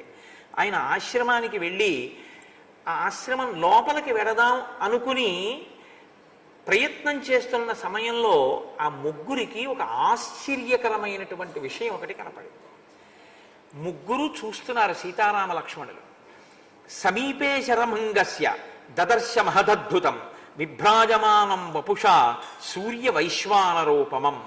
శరభంగ మహర్షి యొక్క ఆశ్రమానికి సమీపంలో అగ్నిహోత్రుడు, సూర్యుడు వాళ్ళ యొక్క తేజస్స అన్నట్టుగా ఒక గొప్ప తేజపుంజం ఒకటి కనపడింది. అవరుహ్య రథోత్సంగాత్ ఆకాశే విభుదానుగం అసంస్పృశంతం వసుధాం దదర్శ విభుదేశ్వరం. ఒక రథం ఒకటి భూమికి పైన నిలబడి ఉంది శరభంగుని యొక్క ఆశ్రమంలో. శరభంగుడు కూర్చుని ఉన్నాడు. ఆయనతో ఆ రథంలోని వ్యక్తి మాట్లాడుతున్నాడు. ఆ రథం మాత్రం భూమి మీదకి దిగలేదు. దిగకుండా భూమి మీదకి నిలబడి ఉంది అది. ఆ నిలబడినటువంటి ఆ రథం ఎంత గొప్పగా ఉందంటే, సుప్రభాభరణం దేవం విరజోంబరధారిణం తద్విధైర్యేవ బహుభిః పూజ్యమానం మహాత్మభిః హరిభిర్వాజిభిర్యుక్తం అంతరిక్షగతం రథం దదర్శా దూరతస్తస్య తరుణాదిత్య సన్నిభం. అది ఆకుపచ్చని గుర్రములు కట్టబడి ఉంది. చంద్రమండలం ఎలా ఉంటుందో అలా గుండ్రటి గొడుగు ఒకటి దాని మీద ఉంది, తెల్లటి గొడుగు. అందులో కూర్చున్నటువంటి వ్యక్తి కోటి సూర్యుల పగిది ప్రకాశిస్తున్నాడు, గొప్ప కాంతితో ఉన్నాడు. ఇద్దరు దివ్యమైన కాంతలు ఆయనకు అటు ఇటు నిలబడి ఆయనకి చామరం వేస్తున్నారు. ఆ రథానికి 4 దిక్కులా ఒక్కొక్క దిక్కున 100 చప్పున. అసలు ఆ యోధుల వంక చూస్తేనే ఆశ్చర్యంగా ఉంటుంది. అందరూ 25 సంవత్సరాల వయస్సు ఉన్నటువంటి యోధులు, చెవులకు కుండలములు పెట్టుకుని మెడలో హారములు వేసుకున్న వాళ్ళు, నిత్య యవ్వనంతో ఉండేవాళ్ళు. రథానికి 4 దిక్కులా 400 మంది చప్పున 400 మంది కాపు కాస్తున్నారు. ఆ రథంలో ఉన్నటువంటి వ్యక్తి గొప్ప కిరీటాన్ని ధరించి ఉన్నాడు. రాముడు ఆ రథం కిందకి భూమికి తాకకపోవడం, అందులో కూర్చున్న వ్యక్తి శరభంగుడితో మాట్లాడుతూ ఉండడం చూసి ఆశ్చర్యపోయి, నేను దగ్గరగా వెళ్ళి ఆయన ఎవరో చూసొస్తాను అని రాముడు, లక్ష్మణ నువ్వు సీతమ్మని కాపాడుతుండు, నేను వెడతానని వెళ్తుంటాడు. ఇది మీరు రాముడి యొక్క ప్రజ్ఞ మీరు గమనించాలి. ఎప్పుడు రాముడు ఏదో ఆశ్చర్యకరమైంది కనిపించింది కదా అని తను వెళ్ళిపోవడం ఉండదు. ఎందుకంటే ఎప్పుడూ సీతమ్మని కాపాడుతూ ఉంటాడు. లక్ష్మణ నువ్వు సీతమ్మని చూస్తుండు, నేను వెడతానంటాడు అని దగ్గరగా వెడుతున్నాడు. అందులో కూర్చుని ఉన్నటువంటి వ్యక్తి ఇంద్రుడు. ఆయన శరభంగుడితోటి ఒక కార్యార్థి అయి వచ్చాడు. అంటే ఇంద్రుడు శరభంగుడిని పిలిపించడం కాదు, శరభంగుడితో పనుంటే ఇంద్రుడే వస్తాడు. అంటే అది ఆయన తపశ్శక్తి. ఎటువంటి మహర్షుల యొక్క దర్శనం చేశారో చూడండి రామాయణంలో రామచంద్రమూర్తి. ఇహోపయాత్యసౌ రామో యవాన్మాం నాభిభాషతే నిష్టాన్నయతు తావత్తు తతో మాం ద్రష్టుమర్హతి. జితవంతం కృతార్థంచ ద్రష్టా చిరాదిమం కర్మ హ్యనేన కర్తవ్యం మహదన్యై సుదుష్కురం. నేను కొద్ది కాలం పోయిన తరువాత రాముడితో మాట్లాడతాను. ఎవరు చెప్తున్నారు ఈ మాటలు? రథంలో కూర్చున్నటువంటి ఇంద్రుడి శరభంగుడితో చెప్తున్నాడు. ఎప్పుడు మాట్లాడతాట? జితవంతం కృతార్థంచ ద్రష్టాహమ చిరాదిమం. కొద్ది కాలంలోనే నేను ఈ రాముణ్ణి ఆయన అనుకున్నటువంటి కార్యాన్ని పూర్తి చేసుకున్న రాముడితో మాట్లాడతాను. ఆయన పెట్టుకున్నటువంటి పని అంత తేలికైనటువంటి పనేం కాదు. ఆయన కృతార్థుడవడం కోసం ఓ శరభంగ మహర్షి, నీవు ఆయనకి ఎటువంటి సమర్థతని ప్రకాశింపచెయ్యవలసి ఉంటుందో దాన్ని ఆయనకి నువ్వు కల్పించు. ఆ వస్తున్నటువంటి రాముడు నన్ను కాని చూస్తే, నేను రాముణ్ణి చూస్తే మాట్లాడకుండా ఉండడం బాగుండదు. కాబట్టి రాముడు దగ్గరికి వచ్చేటప్పటికే యవన్మాం అభిభాషతే, నేను ఇప్పుడు మాట్లాడకూడదు, కాబట్టి నేను ఇక్కడి నుంచి వెళ్ళిపోవాలి. ఎప్పుడు మాట్లాడతాను? నిష్టాన్నయతు తావత్తు, ఆయన కార్యం ఒకటి పెట్టుకుని ఉన్నాడు, దాన్ని జితవంతం కృతార్థంచ, ఆయన కృతార్థుడై ఆ కార్యాన్ని నెరవేర్చుకున్న తర్వాత తతో మాం ద్రష్టుమర్హతి, అప్పుడు నేను ఆయన్ని చూస్తాను. కాబట్టి నేను ఇప్పుడు గబగబా బయలుదేరిపోతున్నాను. కారణం ఏంటంటే రాముడు వచ్చేస్తున్నాడు శరభంగ మహర్షి అని వెళ్ళిపోయాడు. శరభంగ మహర్షి దగ్గరికి వెళ్ళు అని తుంబురుడు చెప్పడం, తుంబురుడు చెప్తే రాముడు రావడం, రాముడు రాకముందే ఇంద్రుడు రావడం, ఇంద్రుడు వచ్చి శరభంగుడితో మాట్లాడుతూ ఉండడం. అప్పటికి ముందే శరభంగుడు బహుశः ఏం చెప్పి ఉండాలంటే, రావణ సంహారం కోసం రాముడు అరణ్యవాసానికి వచ్చాడు కాబట్టి రామచంద్రమూర్తి ఈ రావణ వధ అనబడేటటువంటి కార్యాన్ని నిర్వహించడానికి కావలసినటువంటి సమర్థత మీ తపోముల యొక్క బలములు ఆయనకి ధారపోసి ప్రకాశింపచేయాలి. ఆయన యందు అంత శక్తి నిక్షేపించాలి. ఎందుకంటే రావణ సంహారం అంటే అంత తేలికైన విషయం కాదు. అంత ఉగ్రమైన తపస్సు చేసిన వాడు రావణుడు కూడా. కాబట్టి ఈ మాటలు బహుశా శరభంగుడితో ఇంద్రుడు చెప్పి ఉండాలి. రాముడు వచ్చేస్తున్నాడు కాబట్టి ఇంక నేను ఉండను అని ఇంద్రుడు అంతర్ధానం అయిపోయాడు, ఆ రథంతో వెళ్ళిపోయాడు. సీతాలక్ష్మణ సహితుడై రాముడు అక్కడికి వెళ్ళాడు. వెళ్ళి తస్య పాదౌచ సంగృహ్య రామ సీతాచ లక్ష్మణ నిషేధు సమనుజ్ఞాత లబ్ధవాసా నిమంత్రితా. సీతాలక్ష్మణ సహితుడైనటువంటి రాముడు ఆ మహర్షి యొక్క పాదములకు నమస్కారం చేసి, నేను ఎక్కడ ఉండాలో, నాకు ఒక ఆశ్రమాన్ని ఎక్కడ నిర్మాణం చేసుకోవాలో నాకు చోటు చూపించవలసింది అని అడిగాడు. నేను ఇక్కడ మీతో ఒక విషయాన్ని ప్రస్తావన చేయవలసి ఉంటుంది. అరణ్యకాండలోనే కాదు, శ్రీరామాయణంలో మీకు అనేక పర్యాయాలు ఏమొస్తుందంటే ప్రదక్షిణం చేశాడు, నమస్కారం చేశాడు. ఈ రెండు మాటలు అస్తమానం వస్తాయి. మీరు కిష్కింధకాండకి వెళ్ళండి, మిమ్మల్ని వదిలిపెట్టవు. అరణ్యకాండలో మిమ్మల్ని వదలవు, అయోధ్యకాండలో వదలవు, సుందరకాండలో వదలవు, యుద్ధకాండలో వదలవు. ఎప్పుడూ కనపడతాయి ఆ మాటలు. ప్రదక్షిణం, నమస్కారం, ఈ రెండూ కనపడతాయి. అయితే నేను మీతో ఒక విషయాన్ని చెప్పి ముందుకెడితే బాగుంటుంది. మనం నమస్కారం ఒకటి చేస్తూ ఉంటాం లోకంలో. ఈ నమస్కారం చెయ్యడం మంచిదే, నేను ఎప్పుడు కాదన్ను. నమస్కారం చేయడం దోషం అన్న మాట నేను కాదు, ఎవ్వరూ అనలేరు. కానీ నమస్కారం చెయ్యడం మంచిదేనా అంటే నమస్కారం చేయడం మంచిదే, కానీ నమస్కారం చెయ్యడం వల్ల మీరు ప్రయోజనం పొందాలి అంటే అసలు మీరు నమస్కారం ఎందుకు చేస్తున్నారో మీకు తెలిసి ఉండాలి. అలా తెలియని నమస్కారం మీరు చేస్తే ఏమవుతుందో తెలుసా అండి? ఆయన ఎవరో చేశారని నేను చేయడం అవుతుంది. ఎందుకు ఇలా అన్నావు నమస్కారానికి, ఇలా అనకుండా ఇలా అనకూడదా అని నేను అడిగాను అనుకోండి. ఇలా పెట్టకూడదా నమస్కారం? ఈ రెండు తలములే ఎందుకు కలపాలి, ఇలా కలపకూడదా, ఇలా కలిపి పెట్టకూడదా అని నేను అడిగాను అనుకోండి. మీకు ఆ నమస్కారం యొక్క వైశిష్ట్యం ఏమిటో, దాని ప్రయోజనం ఏమిటో తెలిస్తే ఎందుకు రాముడు అంత నమస్కారం చేస్తుంటాడో మీకు అర్థం అవుతుంది. అక్కడే రాముడు పెద్దల యొక్క అనుగ్రహాన్ని సంపాదిస్తుంటాడు. నమస్కారం అన్నది అనేక రకాలుగా ఉంటుంది. అంజలి అంటారు. అంజలి అంటే దోషిలి ఒగ్గి ఇలా ఉండడం, లేకపోతే ఇలా ఉండడం. ఇలా పెడితే మీరు ఈ రెండు తలములు ఇలా పూర్తిగా కలిపి ఇలా పెట్టడం వికృతంగా ఉంటుంది. ఇలా కలిపి ఈ రెండు బొటన వేళ్ళు కలిపి మీరు ఇలా పెడితే, నమస్కారం అన్న మాట ఎందుకు వాడతారంటే ఇవి 5 కర్మేంద్రియములకు గుర్తు, ఇవి 5 జ్ఞానేంద్రియములకు గుర్తు. ఈ 5 కర్మేంద్రియాల్ని 5 జ్ఞానేంద్రియాల్ని కలిపి బుద్ధిస్థానమైనటువంటి శిరస్సుని కలిపి 11టిని మీ పాదముల దగ్గర న్యాసం చేస్తున్నాను. నేను మీ దగ్గర వంగాను, మీరు మహాత్ములని, కాబట్టి మీరు నన్ను అనుగ్రహించండి అని అడగడం నమస్కారానికి గుర్తు. అప్పుడు ఏమవుతుందంటే మీరు అనుగ్రహం పొందడానికి మీ మనసు సిద్ధంగా ఉంటుంది. లేకుండా మీరు కేవలం ఆ భంగిమ ఒకటే పెట్టారనుకోండి, దానివల్ల నేను మీతో అన్న మాట అదే, భంగిమ పెట్టగలరేమో కానీ మనసు సంస్కారాన్ని పొందదు. లేకపోతే ఏమై కూర్చుంటుందో తెలుసా అండి? ఇలా అంటారు. ఇలా అంటే ఏమవుతుందో తెలుసా? ఒక్క చేత్తో నమస్కారం చేశారనుకోండి, తెలిసో తెలియకో పూర్వపుణ్యాన్ని నశింపజేసేస్తారు దేవతలు. ఒక్క చేత్తో మీరు కానీ నమస్కారం చేస్తే పూర్వపుణ్యం నశిస్తుంది. కాబట్టి ఎప్పుడూ కూడా ఒక్క చేత్తో నమస్కారం ఎన్నడూ చేయకూడదు. అయితే మీరు నన్ను ఒక మాట అడగచ్చు, ఏమంటే మరి ఒంటి చేత్తో కదా శాల్యూట్ చేస్తారు మిలిటరీలోనూ అక్కడను, మరి తప్పేనా అని నన్ను అడగచ్చు. ఒంటి చేత్తో వాళ్ళు చేసేటటువంటిది నమస్కారం ఆధ్యాత్మికంగా అనడానికి ఆధారం లేదు. వాళ్ళు నమస్కారం చేసే ముందు ఏం చేస్తారంటే అటెన్షన్ అని ఈ 2 కాళ్ళు దగ్గరగా పెట్టి ఇలా నిటారుగా నిలబడి తల ఇలా పెట్టి ఈ చేతిని ఒక భంగిమలో ఇలా అంటారు, ఇక్కడికి తీసుకొస్తారు. అది నమస్కారం కాదు.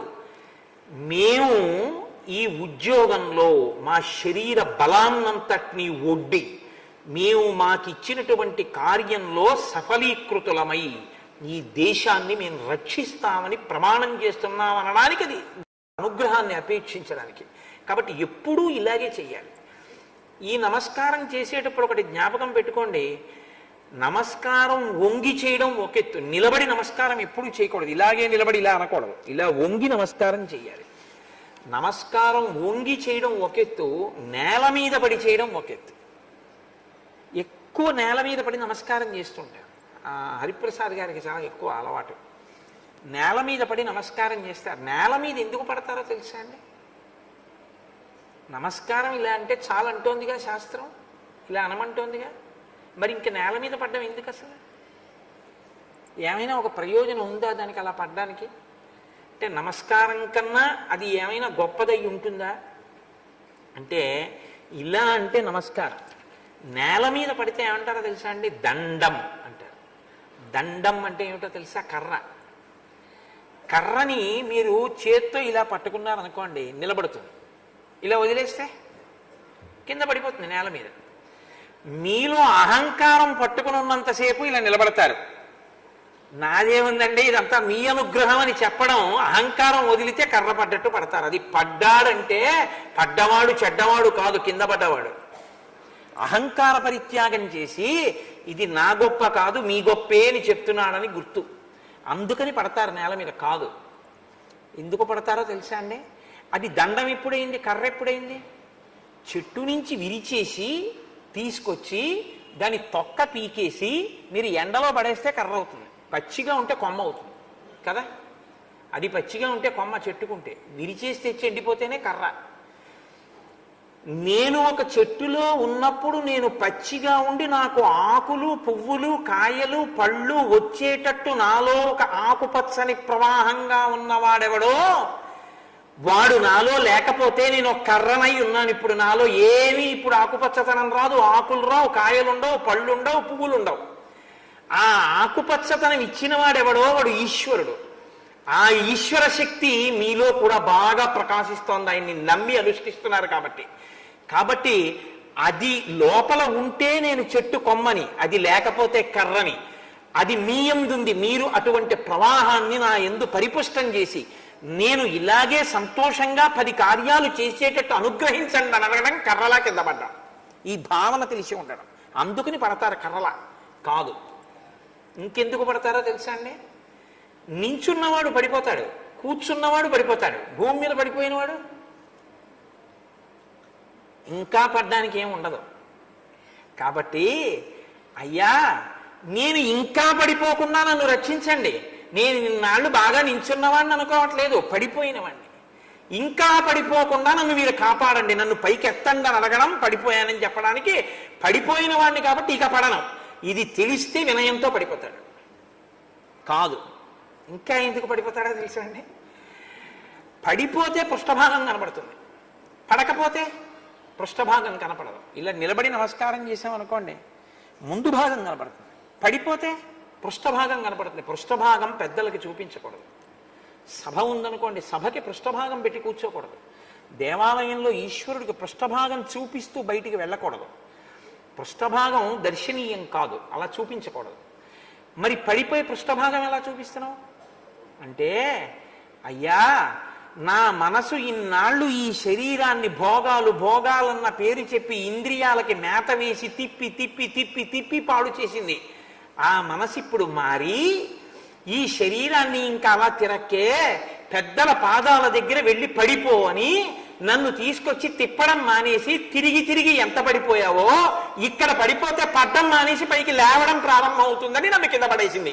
అందుకని ఇప్పుడు నేను నా ఇంద్రియాలకి భోగాలకి నా పృష్ఠభాగం చూపిస్తున్నాను, మీ పాదాలకి నా కళ్ళు చూపిస్తున్నాను. కాబట్టి మీరు నన్ను అనుగ్రహించండి అని చెప్పడానికి కింద పడతాడు. కాదు, ఇంకా ఎందుకు పడతాడో తెలుసా అండి? నేల మీద పడడం అన్న ఒక్క మాటకి ఎన్ని అర్థాలు ఉన్నాయో తెలుసా? అంతా బాగుంది, జ్వరం వచ్చింది, నడవగలడా? నడవలేడు, నీరసపడిపోతాడు. జ్వరం వచ్చినంత మాత్రాన హరించినట్టు శక్తిని, ఏదో ఒక రోజున నేను చేసిన పాపం నాలో ఉన్న శక్తిని హరించి పడగొట్టేస్తుంది. అలా పడగొట్టక ముందు నేనే పడిపోతున్నాను మీ కాళ్ళ ముందు. అలా ఇంకా పడిపోయే దరిద్రం నాకు రాకుండా ఇప్పటికైనా నా జన్మ సాఫల్యం ఏమిటో నేను తెలుసుకునే శక్తిని నాకు అనుగ్రహించండి. ఇది చెప్పడానికి నేల మీద పడతాడు. కాదు, ఇంకా ఎందుకు పడతాడో తెలుసా అండి? నేల మీద పడిపోయినప్పుడు కళ్ళు నేలకి దగ్గరగా ఉంటాయి, చెవులు నేలకి దగ్గరగా ఉంటాయి, ముక్కు నేలకి దగ్గరగా ఉంటుంది, తల నేలకి దగ్గరగా ఉంటుంది. ఇక చూడ్డానికి ఏముంటుంది? చూడ్డానికి ఏం లేదు. ఇలా కింద పడిపోయిన వాడు కళ్ళు తెరిచి చూస్తే ఆ మట్టి కూడా సరిగ్గా కనపడదు. ప్రధానమైన జ్ఞానేంద్రియములన్నీ ఇక్కడే ఉన్నాయి. ఈ జ్ఞానేంద్రియాలన్నిటినీ తిప్పి తిప్పి తిప్పి వాటితో భోగాలు అనుభవించి అనుభవించి పరుగులు తీసి మృగతృష్ణల వెంట తిరిగాను. అవి కాదు, ఇక్కడే ఉంది అసలు మకరందం, భక్తి మకరందం అని ఇవ్వగలిగిన శక్తి మీ దగ్గరుంది అని చెప్పడం కోసమని ఆ మకరందాన్ని నాకిమ్మని అడగడానికి, ఇంకా ఈ ఇంద్రియాలతో దూరాలకి పరిగెత్తనని చెప్పడానికి, వీటిని భూమికి దగ్గరగా మీ పాదాలు దగ్గరగా పడేశాను అని చెప్పడానికి పడిపోతాడు. కాదు, ఇంకా ఎందుకు పడిపోతాడో తెలుసా అండి? ఈ తల నిండా అహంకారం ఉంది, అక్కర్లేనివన్నీ ఉన్నాయి, వాటి కోసం పరుగులు తీశాను. ఇలా ఎత్తులో పెట్టినంత కాలం ఇందులోకి అనుగ్రహం ఎక్కదు. ఎందుకంటే ఇది ఎత్తులో ఉంది, ఎత్తులో ఉన్న దాంట్లోకి ఏం నిలబడతాయి? కింద కారిపోతాయి. అందుకని నిలబట్టలేదు. ఇప్పుడు బాగా ఎంత పల్లం ఉండాలో అంత పల్లంలోకి కింద పడిపోతున్నాను. ఇంకా మీ దగ్గర ఇంతకన్నా పల్లం లేదు, ఆ నేలే పల్లం, అంత పల్లంలో పడ్డాను. ఇంకా ఇంతకన్నా నన్ను అనుగ్రహించాలని ఏమడగను? కాబట్టి మీరిప్పుడు మీ చూపులతో ఆ అమృతాన్ని నా మీద ప్రసరించండి. ప్రసరించి ఈ శిరస్సులో ఉన్న బుద్ధులు మార్చి మంచి బుద్ధులు పెట్టి నా జన్మకి సార్థకత ఇవ్వండి అని అడగడానికి పడిపోతాడు. కాదు, అబ్బో వదిలేశాను. కాబట్టి దండం అన్న మాట నేల మీద పడడానికి ఎన్ని అర్థాలు ఉన్నాయో తెలుసా అండి? 1, 2 కాదు, ఎన్ని అర్థాలతోటో పడతాడు. కాబట్టి ఇవి తెలిసి పడ్డారనుకోండి ఇంకా ఎక్కువ ప్రయోజనం కలుగుతుంది. తెలియక పడ్డా మంచిదే, కానీ పడ్డం అంటే మీరు ఒకటి గుర్తుపెట్టుకోండి, దేవాలయంలో మాత్రం ఎలా పడితే అలా మీరు పడకూడదు, చాలా దోషం వస్తుంది. ఎందుకనంటే బాగా జ్ఞాపకం పెట్టుకోండి ఈ మాట. అంటే మీకు తెలియదని కాదు, మీకు అన్నీ తెలుసు, నేనే ఏదో ఆర్తితో చెప్తూ ఉంటాను.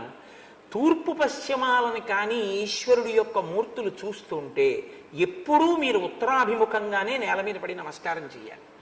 మీరు ఇంకా ఏ దిక్కుకి నేల మీద పడి నమస్కారం చేయకూడదు. తూర్పుని ఇప్పుడు అక్కడ శంకరాచార్యుల వారు తూర్పుని చూస్తున్నారు, అమ్మవారు పశ్చిమాన్ని చూస్తోంది.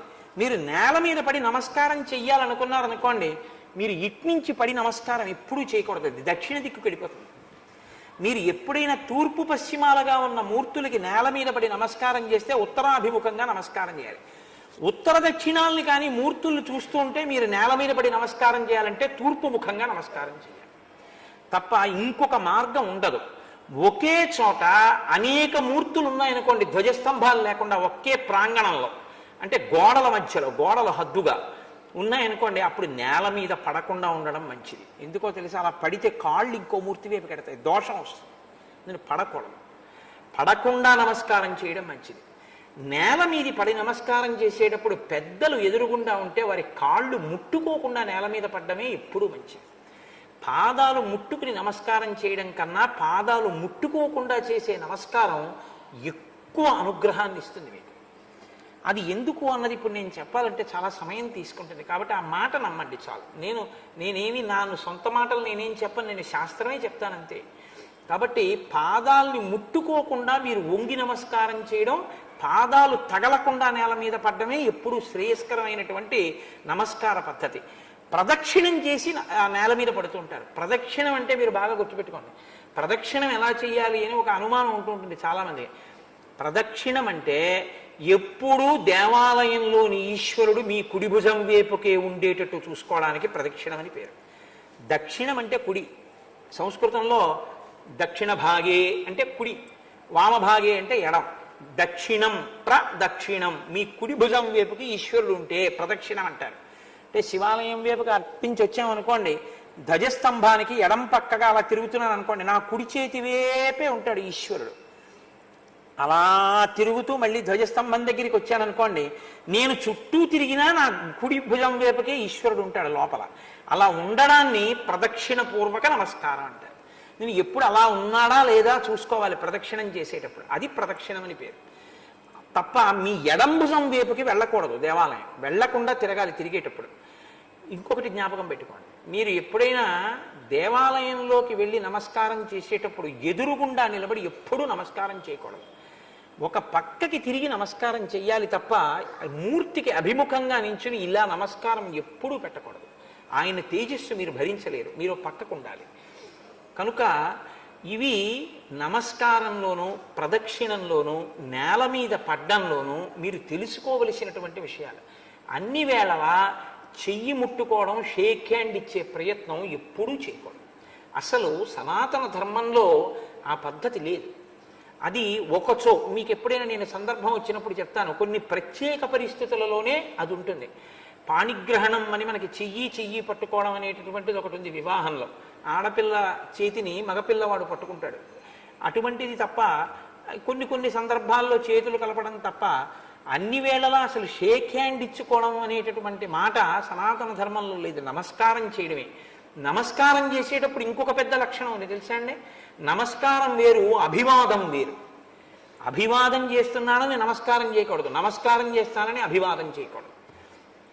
అభివాదం చేస్తున్నాను అంటే పరిచయం చేసుకోవాలి మిమ్మల్ని మీరు.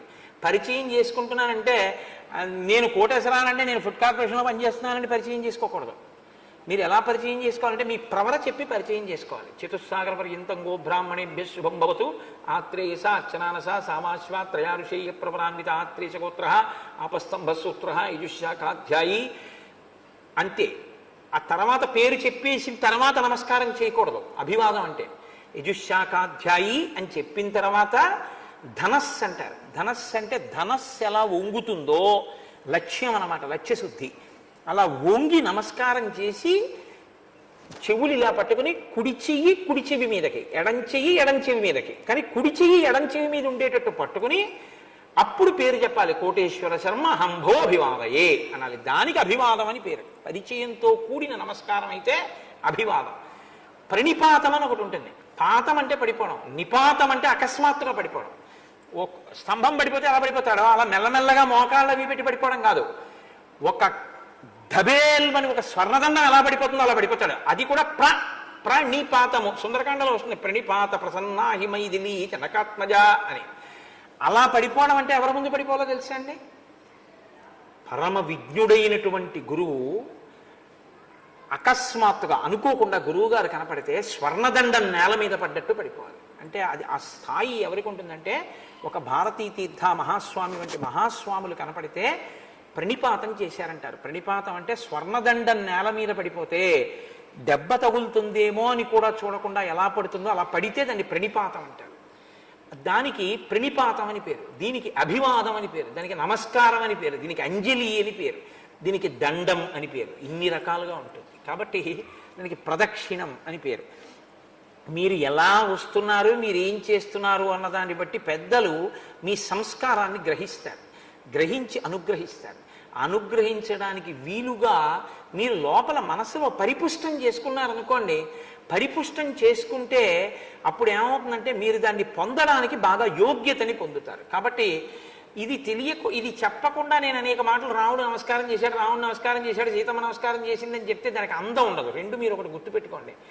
మీ ఇంటికి పెద్దలు ఎవరైనా వచ్చారనుకోండి, మీరు మీ ఇంటికి పెద్దల్ని పిలిచారనుకోండి, మీ ఇంటికి పెద్దలు వచ్చారనుకోండి, మీరు ఒకసారి నమస్కారం చేసి మీ ఆవిడని ఒకసారి నమస్కారం చేయమని, మీ అబ్బాయిని ఒకసారి నమస్కారం చేయమని, మీ కోడలను ఒకసారి నమస్కారం చేయమని, మీ మనవడిని ఒకసారి నమస్కారం చేయమని, మనవరాలను ఒకసారి నమస్కారం చేయమని అలా చేయకూడదు. అలా చేస్తే అది దోషభూయిష్టం ఆ నమస్కారం.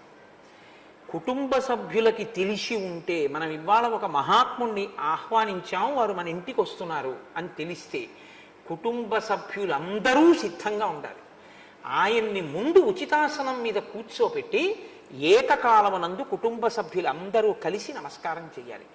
ఆడదాని యొక్క కడుపు వక్షస్థలం భూమికి తగలకూడదు. అవి ఈ లోకం పరిఢవిల్లడానికి స్థానములు కనుక మాతృత్వం ఎప్పుడూ కూడా అగౌరవపడకూడదు. అందుకని వాళ్ళకి పంచాంగ నమస్కారమే. అందుకని వాళ్ళు మోకాళ్ళ వరకు మోచేతుల మీద వంగి తల తాటించి నమస్కరిస్తారు. కుటుంబ సభ్యులందరూ కలిసి ఒకేసారి నమస్కరించారనుకోండి, నేను మీకు నిజం చెప్తున్నాను, వచ్చిన మహాత్ముడు పరమ సంతోషాన్ని పొంది ఆచంద్రతారార్కం అన్న మాట కలిపి ఆశీర్వచనం చేసేస్తారు. పొంగిపోతారనమాట. ఆ కుటుంబం చాలా గొప్ప సంస్కారం తెలిసిన కుటుంబం అని గుర్తు. విడివిడిగా నమస్కారం చేస్తే వాళ్ళకి తెలియదు ఇంకా శాస్త్ర ప్రవేశం అవి ఏమీ లేవని గుర్తు. కాబట్టి నమస్కారంలో చెప్పేస్తారు, అవతల వాళ్ళ సంస్కార బలాన్ని చెప్తారు. రాముడు అనుగ్రహాన్ని పొందాడు అంటే నేను మీకు చెప్పింది చాలా తక్కువ ఇంకా నమస్కారం గురించి. ఇంకా అసలు నమస్కారము, ప్రదక్షిణము, దండము, ప్రణిపాతము, అభివాదము, వీటి మీద మీరు ఒక ఉపన్యాసాన్ని పెట్టుకోమని కాదు సుమండి బాబు నా ఉద్దేశం. ఇప్పుడు అవన్నీ వింటే బాగుంటుంది. నేనే అక్కర్లేదు, పెద్దలు ఎవరైనా దాని గురించి చెప్తారు. కాబట్టి ఇప్పుడు ఆ ఇంద్రుడు వెళ్ళిపోయిన తర్వాత శరభంగ మహర్షికి నమస్కారం చేశారు. నమస్కారం చేస్తే ఆయన ఎంతో సంతోషించి నేను నా తపస్సుతో సాధించినటువంటి అక్షయమైన లోకములలో ఉన్న సుఖములన్నింటినీ రామా నీకు ధారపోసేస్తున్నాను అన్నారు. అంటే రాముడు అన్నాడు, అహమేవా హరిష్యామి సర్వలోకాన్ మహామునే ఆవాసం త్వహమిచ్చామి ప్రదిష్టమిహ కానని. మీరు ఇచ్చినవి నేను స్వీకరిస్తాను ఆ ఫలములు, కానీ నేను ఎక్కడ ఉండి తపస్సు చేయడానికి అనువుగా ఉంటుందో నాకు అటువంటి ప్రాంతాన్ని చూపించవలసి ఉంటుంది. నేను ఎక్కడ ఉండి ఈ 14 సంవత్సరములో ఈ ఆశ్రమవాసాన్ని లేదా అరణ్యవాసాన్ని పూర్తి చేసుకోవచ్చో నాకు అటువంటి ప్రదేశాన్ని చూపించండి. అంటే ఆయన అన్నాడు, నీకు అటువంటి ప్రదేశాన్ని సుతీక్ష్ణుడు అనబడేటటువంటి మహర్షి ఇక్కడికి దగ్గరలో ఉన్నారు. గంగ మీద గుత్తులు గుత్తులుగా పువ్వులు వెళ్ళిపోతూ ఉంటాయి. ఆ మార్గాన్ని పట్టి వెళ్ళు. చాలా విచిత్రంగా ఉంటుందండి వర్ణనలన్నీ రామాయణంలో. ఆ మార్గాన్ని బట్టి వెళ్ళు. వెడితే నీకు అక్కడ ఒక గొప్ప ఆశ్రమం కనపడుతుంది. ఆ సుతీక్ష్ణుడు అన్న మహర్షి చెప్తారు అన్నారు. అని రామ, నేను నీ దర్శనం కోసమే ఎదురు చూస్తున్నాను ఇంతకాలం నుంచి. లేకపోతే ఈ శరీరాన్ని ఎప్పుడో వదిలిపెట్టి ఉండేవాడిని. ఇది వాళ్ళకి ఎలా ఉంటుందో తెలుసా అండి, శరీరం వదిలిపెట్టడం అన్నది. రమణ మహర్షి మాటల్లో చెప్పాలంటే కూలికి బియ్యం మోసేవాళ్లే ఉంటుంది.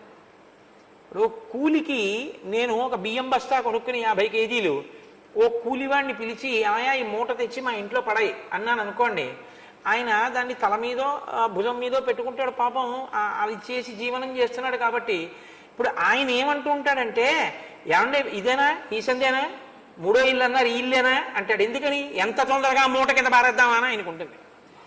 కూలికొచ్చిన వాడు ఎత్తుకున్న బియ్యం మూట ఎలా ఉంటుందో జ్ఞానికి తన శరీరం అలా ఉంటుంది. దీన్ని ఎలా వదిలిపారేద్దామా ఇంకా చూస్తుంటాడు. అలాగని చంపేయకూడదు, తనంత తాను పడిపోయే వరకు చూడాలి. అలా పడకుండా మహాత్ముల దర్శనం కోసం అట్టి పెట్టుకుంటారు కూడా వాళ్ళు. వాళ్ళకి ఆ శక్తి ఉంటుంది. కాబట్టి నీ దర్శనం కోసం దీన్ని అట్టి పెట్టాను. లేకపోతే ఈ పాటికి నన్ను అసలు ఇంద్రుడు బ్రహ్మలోకానికి తీసుకెళ్ళడానికి వచ్చాడు రథం పట్టుకుని. నువ్వు వెళ్ళు, నేను వస్తానులే అన్నాను. అంటే మళ్ళీ ఇంద్రుడు వస్తాడా, అక్కర్లేదు, ఆయన రావడం ఎందుకు, నేనే వెళ్ళిపోతాను. అంటే ఎంత తపశ్శక్తి సంపన్నులో చూడండి ఈ దేశంలో. కాబట్టి రామ, నీ దర్శనం అయిపోయింది, నీకు నేను అతిథి పూజ చేశాను, కాబట్టి ఈ శరీరాన్ని విడిచిపెట్టేస్తాను అన్న. సీతారామ లక్ష్మణులు తెల్లబోయి చూస్తున్నారు, ఏమిటి శరీరం ఏమిటి, విడిచిపెట్టే ఏమిటి, బ్రహ్మలోకానికి వెళ్ళిపోవడం ఏంటి అంటే తెలియదని కాదు, రాముడికి ఆ శక్తి ఎరుగనివాడని కాదు దాని ఉద్దేశం. మీరు ఆ సంఘటనను అసలు అలా ఎలా వదులుతారన్నది మీరు చూడాలి.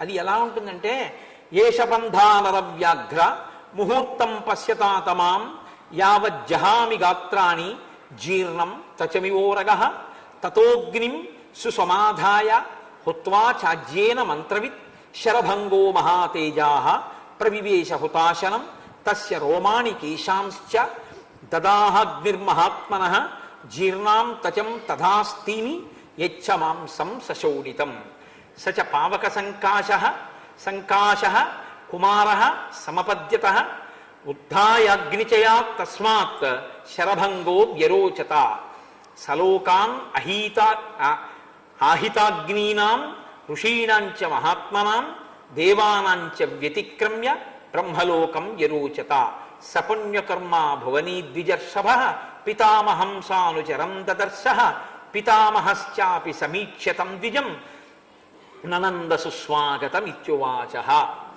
ఆ శరభంగ మహర్షి, రామా చూడు, నేను బ్రహ్మలోకానికి వెళ్ళిపోతున్నాను అని అగ్నిహోత్రాన్ని వ్రేల్చి అందులో నెయ్యి పోసి ఒక్కసారి ఆ హోమాన్ని చేసి, ఆ హోమంలో అగ్ని బాగా ప్రజ్వరిల్లిన తరువాత అందులోకి ప్రవేశించాడు. ప్రవేశిస్తే సీతారామ లక్ష్మణులు చూస్తున్నారు.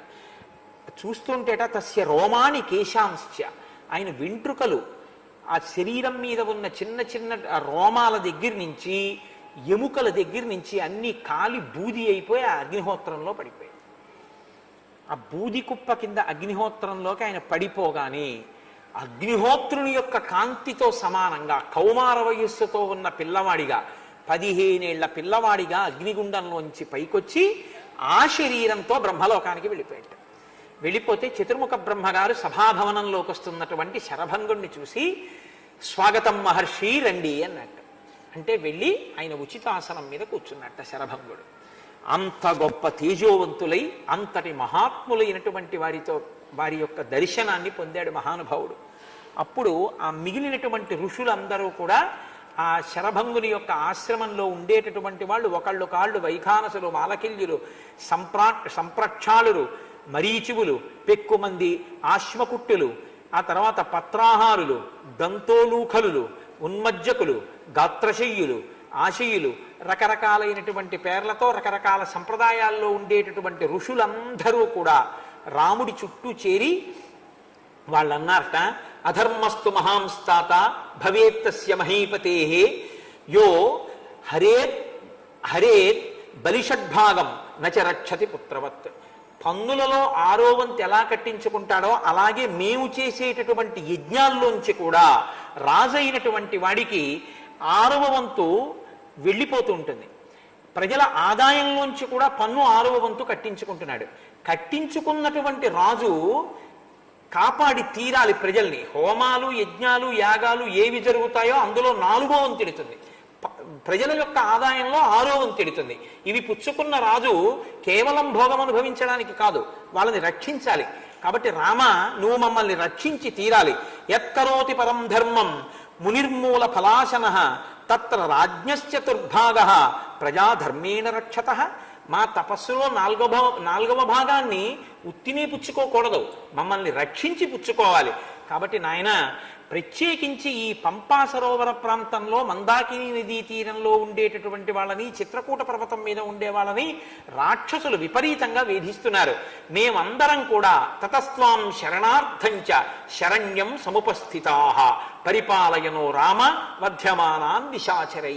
మేము శరణాగతి చేస్తున్నాం, నువ్వు వాళ్ళందరినీ కూడా మట్టు పెట్టి మమ్మల్ని కాపాడవలసింది అంటే రాముడు అన్నాడు, నైవమర్హదమాం వక్తుం ఆజ్ఞాప్తోహం తపస్వినాం. మీరు నన్ను అర్థించకూడదు, మీరు నన్ను ఆజ్ఞాపించాలి. కాబట్టి తప్పకుండా నేను మిమ్మల్ని కాపాడి తీరుతాను. బహుశా దశరథ మహారాజు గారు నన్ను అరణ్యవాసానికి పంపించడం అనేటటువంటి ఈ కోరిక యాదృచ్ఛికంగా, అంటే దైవము యొక్క అనుగ్రహంగా ఈ రాక్షస సంహారానికి మిమ్మల్ని రక్షించడానికే వచ్చిందేమో.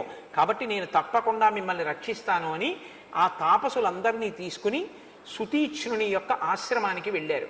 ఆ ఆశ్రమం, దాని శోభ చూసి ఎంతో సంతోషించారు. ఆయనకి నమస్కరించారు, కూర్చోబెట్టారు, కందమూలాలు ఇచ్చారు, అక్కడే స్నానాలు చేశారు. ఆ రాత్రి అక్కడే వసించారు. ఆ సుతీక్ష్ణుని యొక్క వైభవాన్ని చూశారు. ఇక్కడికి గుంపులు గుంపులుగా మృగాలు వస్తుంటాయి, అవి వచ్చి వెళ్ళిపోతుంటాయన్నారు. రామా, నువ్వు ఇక్కడే ఉండు 14 ఏళ్ళు అన్నారు. నేను ఇక్కడ ఉంటే అప్పుడప్పుడు మిమ్మల్ని ఇబ్బంది పెడతాయేమో అని నేను మృగములను నా బంగారు పొన్నులున్న బాణాలతో సంహారం చేస్తే మీ మనసుకి ఖేదం కలగచ్చు, కాబట్టి నేను వేరొక ప్రాంతంలో ఉంటానన్నారు. ఆయన దగ్గర సెలవుబుచ్చుకున్నారు. ఆ మహర్షులందరితోటి కలిసి రాముడి వెనక ఈ ఋషులందరూ బయలుదేరారు. అందరూ కలిసి దండకారణ్యంలో వెడుతున్నారు. వెడుతుంటే సీతమ్మంది రాముడితోటి, ఈ సంభాషణ చాలా గొప్ప సంభాషణ అండి. ఆవిడంది, అయం ధర్మ సుసూక్ష్మేణ విధినా ప్రాప్యతే మహాన్ నివృత్తేన తు శక్యోయం వ్యసనాత్ కామజాదిహ. చాలా సూక్ష్మ బుద్ధితో చూస్తే కామజములైనటువంటి వ్యసనముల నుండి బయటపడి మనిషి నిలబడడం అన్నది చాలా కష్టం. 3 వ్యసనములు మనుష్యుల్ని బాధిస్తుంటాయి. త్రీణ్యేవ వ్యసనాన్యాత్ర కామజాని భవంత్యుత మిథ్యావాక్యం పరమకం తస్మాద్గురుతరావుభౌ పరదారాభిగమనం వినా వైరం చ రౌద్రత మిథ్యావాక్యం నతే భూతం న భవిష్యతి రాఘవ కుతోభిలాషణం స్త్రీణాం పరేషాం ధర్మనాశనం స్వదార నిరతస్త్వం చ నిత్యమేవ నృపాత్మజ ధర్మిష్ట సత్యసంధశ్చ పితుర్నిర్దేశకారక సత్యసంత మహాభాగ శ్రీమన్ లక్ష్మణపూర్వజ త్వయి సత్యంచ ధర్మశ్చ త్వయి సర్వం ప్రతిష్ఠితం. రామ, 3 వ్యసనములు మనిషిని బాధ పెట్టేటటువంటివి. మొట్టమొదటిది, అన్నిటికన్నా భయంకరమైంది అసత్యాన్ని మాట్లాడడం. రెండోది, పరస్త్రీ యందు వ్యామోహాన్ని కలిగి ఉండడం. మూడవది, ఏ క్రోధము పొందడానికి అవకాశం లేకుండా, కారణం లేకుండా, తగినంత కారణం లేకుండా అవతల వాళ్ళ మీద తను పగ పెంచుకోవడం. రామ, మీరు అసత్యం ఆడరు అన్న విషయం లోకవిదితం. మీరు ఎన్నడూ అసత్యం ఆడరు. మీకు పరదారుల యందు అనురక్తి కూడా లేదు. మీకంటూ అనురక్తి ఉంటే ఒక్క స్వభార్య యందు, నా యందు మాత్రమే ఉంది. మీరు ఏకపత్ని వ్రతులు, నాకు తెలుసు. కానీ నాకు ఒక విషయం అనిపిస్తోంది, ఇవాళ మీలో నిష్కారణంగా మీతో వైరం పెట్టుకోవడానికి, లేదా మీరు వైరం పెట్టుకుని రౌద్ర ప్రవృత్తి చూపించడానికి తగిన కారణం లేని వారి యందు మీరు కోపంతో ఉన్నారేమో, మీరు తప్పు చేస్తున్నారేమో అని నాకు అనిపిస్తోంది. ఎందుచేతనంటే, రాక్షసులు మీకేం అపకారం చేశారు? వాళ్ళు మీ జోలికి ఏమైనా వచ్చారా? వాళ్ళేం రాలేదు. మీరిప్పుడు అరణ్యానికి ఎందుకు వచ్చారు? 14 సంవత్సరములు వనవాసానికి వచ్చారు. వనవాసానికి వచ్చిన వారు ఏం చేయాలి? తపస్సు చేస్తూ గడపాలి. మీరేం చేస్తానంటున్నారు? ధనస్సు బాణాలు పట్టుకొచ్చారు. పట్టుకొచ్చిన వారు ఏం చేస్తున్నారు? రాక్షస సంహారం చేస్తానని మునులకు మాటిచ్చారు. ఇప్పుడు మునులకు మాటిచ్చానని చెప్పి మీరు క్రూర మృగాల్ని చంపి రాక్షసుల్ని చంపితే వాళ్ళు మీ మీద కక్ష పెట్టుకుంటారు. కక్ష పెట్టుకున్న తర్వాత ఈ పరిణామాలు ఎక్కడికి పెడతాయో మనకి తెలియదు. మీరు అసలు ఈ ధనస్సు బాణాలు ఎందుకు పట్టుకురావాలి? ఇవి పట్టుకురావడం వల్లే మీకు నేను అభయం ఇస్తున్నాను, మిమ్మల్ని నేను కాపాడుతాను, ఆ రాక్షసుల్ని చంపుతాను అని మీకు అపకారం చెయ్యని రాక్షసుల ఎడల మీరు రౌద్ర ప్రవృత్తిని పెంచుకుంటున్నారు. కాబట్టి ఈ ధనుర్బాణాల్ని పక్కన పెట్టేసి మీరు తాపసిగా జీవితాన్ని గడిపితే బాగుంటుంది. రాక్షస సంహారం మీకెందుకు రామా, ఎందుకు మాట ఇచ్చినట్టు మీరని అడిగింది. అడుగుతూ ఆవిడంది, నేను మీతో ఒక మాట చెప్తాను. ఈ 14 ఏళ్లు పూర్తయి అయోధ్యకు మళ్ళీ వెళ్ళిపోయిన తర్వాత ధనుర్బాణాలని పట్టుకోండి. పురాకిల మహాబాహో తపస్వి సత్యవాక్యుభి. పూర్వకాలంలో ఒక మహానుభావుడు సత్యసంధుడు ఒక ఆయన తపస్సు చేసుకునేవాడు. ఆయన తపస్సుని భగ్నం చెయ్యాలి అని ఇంద్రుడు అనుకున్నాడు. కర్తుమింద్ర శచీపతి తస్యైవ తపసో విఘ్నం ఖడ్గపాణి రథా గచ్చత్ ఆశ్రమం భటరూపధృత్. ఒకనాడు ఒక రథంలో ఒక భటుడి రూపంలో వచ్చి గబగబా ఆశ్రమంలోకి వెళ్ళి ఒక కత్తి ఒకటి పట్టుకెళ్ళి ఆ తపస్సు చేసుకుంటున్నటువంటి వ్యక్తికి ఇచ్చాడు. ఏమీ లేదంటే నాకు కొద్దిగా ఆపద వచ్చింది, ఈ ఖడ్గం నా దగ్గర ఉండకూడదు, కొన్నాళ్ళు మీ దగ్గర ఉంచండి, మళ్ళీ వచ్చి తీసుకుంటాను, జాగ్రత్త సుమా అని దాన్ని అక్కడ న్యాసంగా పెట్టాడంటే కొన్నాళ్ళు అక్కడ ఉంచమని చెప్పి తాను వెళ్ళిపోయాడు ఇంద్రుడు. ఈయన ఏం చేశాడంటే ఆయన మళ్ళీ వచ్చి కత్తి ఎప్పుడు అడుగుతాడో అని తపస్సు చేసుకుంటూ ఆ కత్తి ఎవరైనా పట్టుకుపోతారేమో దాని మీద చెయ్యేసి తపస్సు చేయడం మొదలుపెట్టాడు. ఆ కత్తికి ఒక ప్రవృత్తి ఉంది, అది రౌద్ర ప్రవృత్తితో కూడుకుని ఉంటుంది కత్తి అన్నది. ఆ గుణం ఈయనలోకి వచ్చింది. ఈయన మెల్లిగా దర్భల కోసం వెళ్ళినా కందమూలాలకు వెళ్ళినా కత్తి అట్టుకు తిరగడం మొదలెట్టాడు. ఈ కత్తి చేతిలో ఉంది కాబట్టి ఇంకా అక్కర్లేనివన్నీ కొయ్యడం, తరగడం, నరకడం, చంపడం, ఇది చివరికి ఏ స్థితికి వెళ్ళిపోయిందంటే అతను అందరినీ బాధ పెట్టి హత్యలు చేసి దొంగతనాలు చేసి పనికొచ్చేటటువంటి స్థితిలో, అలాంటి స్థితిలో అంటే దొంగతనాలు చేసి బ్రతికేటటువంటి స్థితిలోకి వెళ్ళిపోయి తన జీవితాన్ని పాడు చేసుకుని తపస్సుని భగ్నం చేసుకున్నాడు. అక్కరలేనటువంటి ఒక ఆయుధాన్ని దగ్గర ఉంచుకున్నంత మాత్రం చేత ఒక వ్యక్తి తపోభ్రష్టుడయ్యాడు. రామ, మీకెందుకు ఈ ధనస్సు? కాబట్టి ఈ ధనుర్బాణములను మీరు దగ్గర ఉంచుకోకండి. ఒక్కొక్క వస్తువు దగ్గర ఉంటే ఆ వస్తువు యొక్క ప్రభావం మనిషి మీద పడి ఆయన యొక్క మనస్సు మారుతుంది అని సీతమ్మంది. ఇది హితబోధ కాదు, స్నేహాచ్చ బహుమానాచ్చ స్మరయేత్వాం న శిక్షయే. నేను మీ ఎందున్న ప్రీతితో ఈ మాట చెప్పాను, మీరు ఆలోచించి ఎలా చెయ్యాలనుకుంటే అలా చెయ్యండి అంటే రాముడు నవ్వి అన్నాడు, క్వచ శస్త్రం క్వచ వనం క్వచ క్షాత్రం తపక్వచ.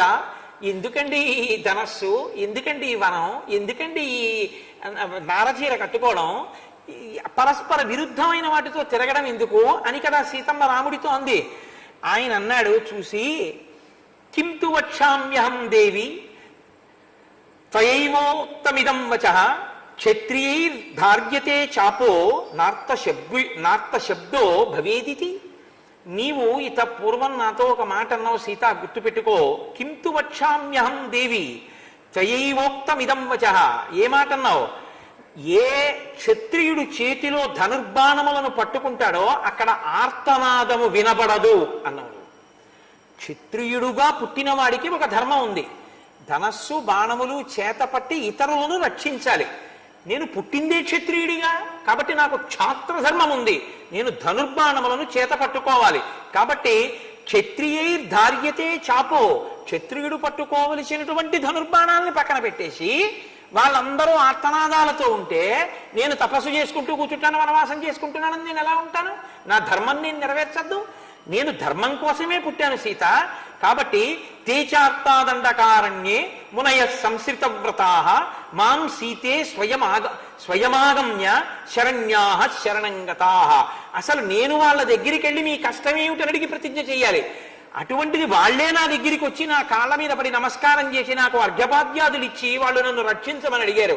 అటువంటప్పుడు నేను కాని రక్షించకపోతే నరమాంస భక్షకులై వాళ్ళ తపస్సుకి విఘ్నం చేస్తున్నటువంటి ఆ రాక్షసులని నిగ్రహించకపోతే నా క్షాత్ర ధర్మానికి అర్థం ఎక్కడుంది? నేను ధనుర్బాణాలు ఎలా పక్కన పెడతాను? కాబట్టి నేను ఒకసారి మాట ఇచ్చాను అంటే ఆ మాటకి కట్టుబడిపోతాను తప్ప ఎట్టి పరిస్థితులలోనూ కూడా మాట విడిచిపెట్టాను. ఒకవేళ నేనన్న మాట కోసమని చెప్పి నిన్నే విడిచిపెట్టేయవలసి వస్తే, లక్ష్మణుణ్ణే విడిచిపెట్టేయవలసి వస్తే వదిలిపెట్టేస్తానన్నాడు. సంసృత్యత నశ్యామి జీవమాన ప్రతిశ్రవం మునినా మన్యథా కర్తుం సత్యమిష్టం హిమే సదా అప్యహం జీవితం జహ్యాం త్వాం వాసీతే సలక్ష్మణాం నతు ప్రతిజ్ఞాం సంసృత్య బ్రాహ్మణేభ్యో విశేషతః. ఇచ్చినటువంటి మాట నుంచి వెనక్కి వెళ్ళడం అనేటటువంటిది ఎప్పుడూ జరగదు. అందులో తాపసులైనటువంటి బ్రాహ్మణులకు ఇచ్చిన మాట నుంచి నేను వెనక్కి తిరుగుతానా? ఒక్కనాటికి అటువంటి పని జరిగేటటువంటిది కాదు. కానీ నువ్వు మమ స్నేహాచ్య సౌహార్దాత్, నా యందు ఉన్నటువంటి స్నేహము చేత సౌహార్దము చేత ఈ మాటలు చెప్పడం నీకు ఎంతైనా యుక్తంగా ఉంది కాబట్టి నేను రాక్షస సంహారం చేస్తాను, బ్రాహ్మణుల్ని తాపసుల్ని రక్షిస్తాను. మీరు ఈ విషయాన్ని ఒకటి గుర్తుపెట్టుకోవాలి. సీతమ్మ అమాయకురాల ఈ మాట లేదు. అన్న మాటకి కట్టుబడి ఉంటాననేటటువంటి లక్షణాన్ని బాగా ప్రజ్వలింపచేసింది రామచంద్రమూర్తి యందు. ఈ మాటే రేపు రావణ సంహారం చేయిస్తుంది.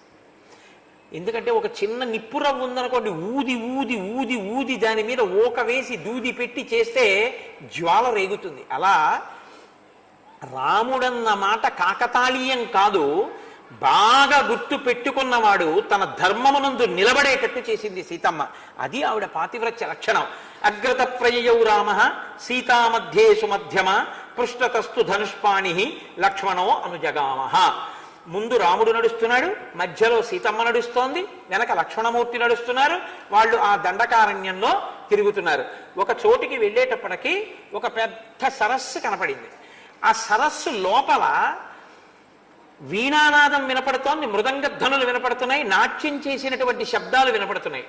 ఆయన తనతో వచ్చినటువంటి ధర్మభృత్ అనబడేటటువంటి ఒక ఋషిని అడిగాడు, ఏమిటి సరోవరం లోపల నుంచి ఇవన్నీ వినపడుతున్నాయి ఏమిటి అని అడిగాడు. అడిగితే ఆయన అన్నాడు, తత ప్రవ్యధితా సర్వే దేవాః సాగ్ని పురోగమాః అబ్రువన్ వచనం సర్వే పరస్పర సమాగతాః. ఇక్కడ పూర్వకాలంలో మాండకర్ణి అనబడేటటువంటి ఒక ఋషి గొప్ప తపస్సు చేశాడు. ఆయన అంత తపస్సు చేస్తే అగ్నితో కలిసి కొంతమంది దేవతలకి భయం వేసింది. ఎందుకు భయం వేసింది అంటే ఈయన ఇలాగే తపస్సు చేస్తే దిక్పాలకుల పదవిలోకి ఆయన వస్తాడని. కాబట్టి ఆయన తపస్సు ఎలా పాడు చెయ్యాలి అని ఆలోచించారు. ఆలోచించి వాళ్ళందరూ కలిసి ప్రధానాప్సరస పంచ విద్యుచ్చలిత వర్చస, మెరుపు తీగలు ఎలా ఉంటారో అటువంటి 5 అప్సరసలని పంపించారు. వారి యందు కామమోహితుడయ్యాడు ఋషి. అయి తను తన తపశ్శక్తితో యవనాన్ని తెచ్చుకున్నాడు. తెచ్చుకుని పైకి కనపడకుండా ఈ సరోవరం లోపల ఒక గొప్ప సౌధాన్ని నిర్మించాడు తపశ్శక్తితో. ఆ 5 ఎప్పుడూ భోగాన్ని అనుభవిస్తూ ఉంటాడు. ఆ శబ్దములే వినపడుతూ ఉంటాయి. ఇది మాండకర్ణి యొక్క వృత్తాంతము అని చెప్పారు. ఇది కొంచెం ఆశ్చర్యకరంగా ఉంటుంది. ఇది ఎందుకు చెప్పవలసి వచ్చిందో తెలుసా అండి? తన తపస్సుని బ్రహ్మలోకం వరకు వెళ్ళడానికి వీలుగా ఉపయోగించుకుని జితేంద్రియులైనటువంటి మహాపురుషులు కొందరు తన తపస్సుని మళ్ళీ యవ్వనం తెచ్చుకోవడానికి ఉపయోగించుకుని వచ్చినటువంటి అప్సరసలతో భోగం అనుభవించడానికి నీటి కింద సౌధం కట్టుకుని తపస్సు పాడు చేసుకున్న వాళ్ళు కొందరు. తపస్సు చెయ్యడం ప్రధానం కాదు, తపస్సు చెయ్యడానికి ఏ లక్ష్యంతో బయలుదేరావో ఆ లక్ష్యాన్ని నువ్వు చిత్తశుద్ధితో పొందడానికి కావలసినటువంటి ధృతితో నిలబడగలగడం కూడా ప్రధానంగా ఉంటుంది. ఇది ఎంతమందిలో ఎలా ఉంటుందో, ఎలా ఎలా కదిలిపోతూ ఉంటారో చూపిస్తూ ఉంటుంది రామాయణం. కాబట్టి రామచంద్రమూర్తి ఇలా తిరుగుతున్నారట. తిరుగుతుండగా 10 సంవత్సరాలు పూర్తయిపోయింది అరణ్యవాసం.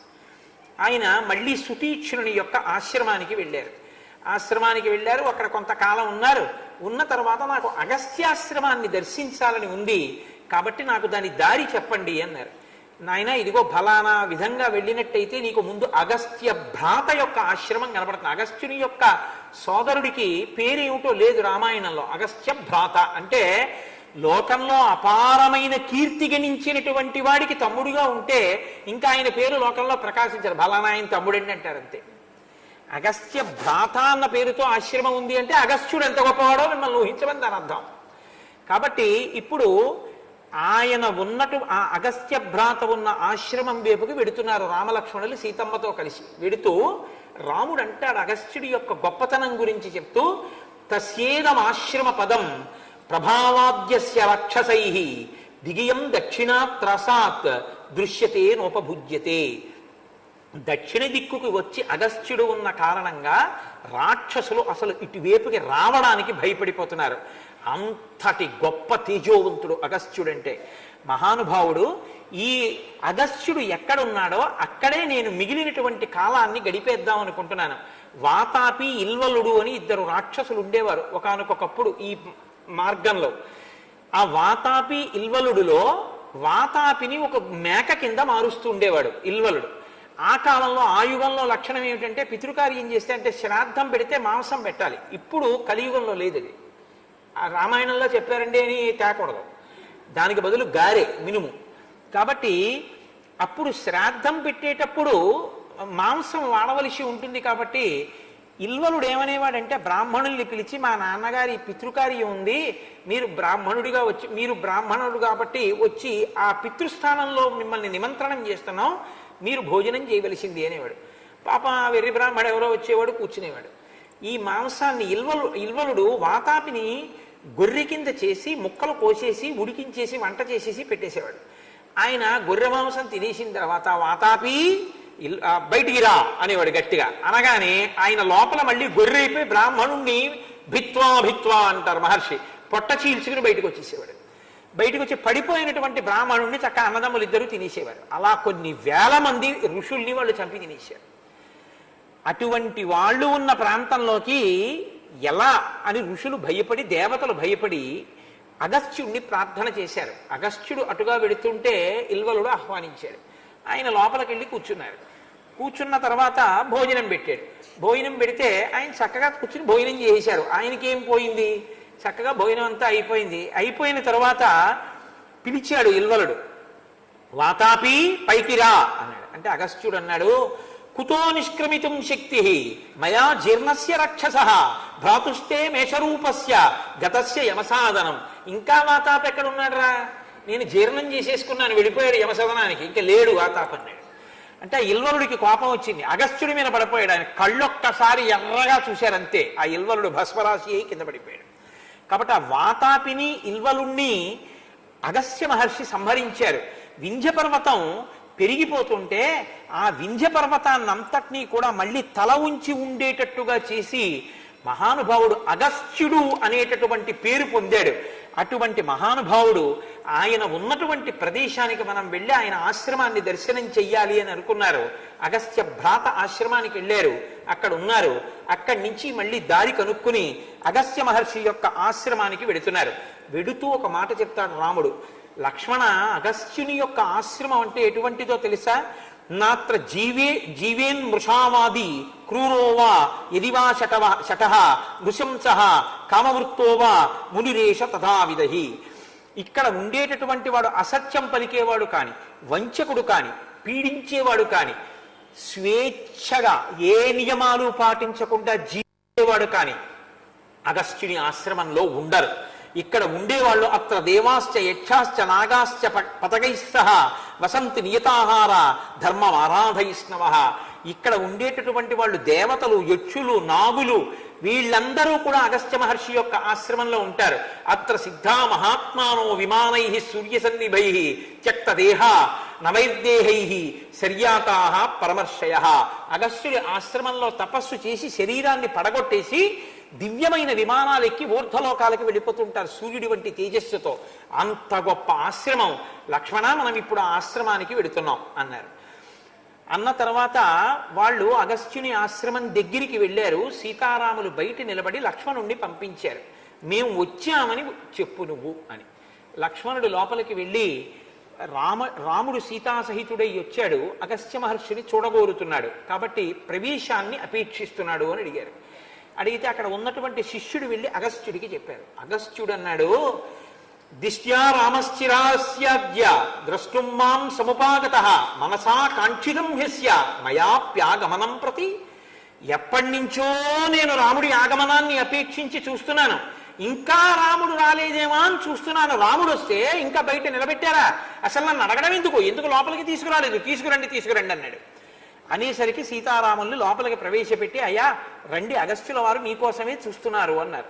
లోపలికి తీసుకెడుతుంటే నాగరాజస్య చ స్థానం అనంతస్య మహాత్మనః స్థానం తథైవ గాయత్ర్య వసూనాం స్థానమేవ చ స్థానం చ పాశహస్తస్య వరుణస్య మహాత్మనః కార్తికేయస్య చ స్థానం ధర్మస్థానం చ పశ్యతి.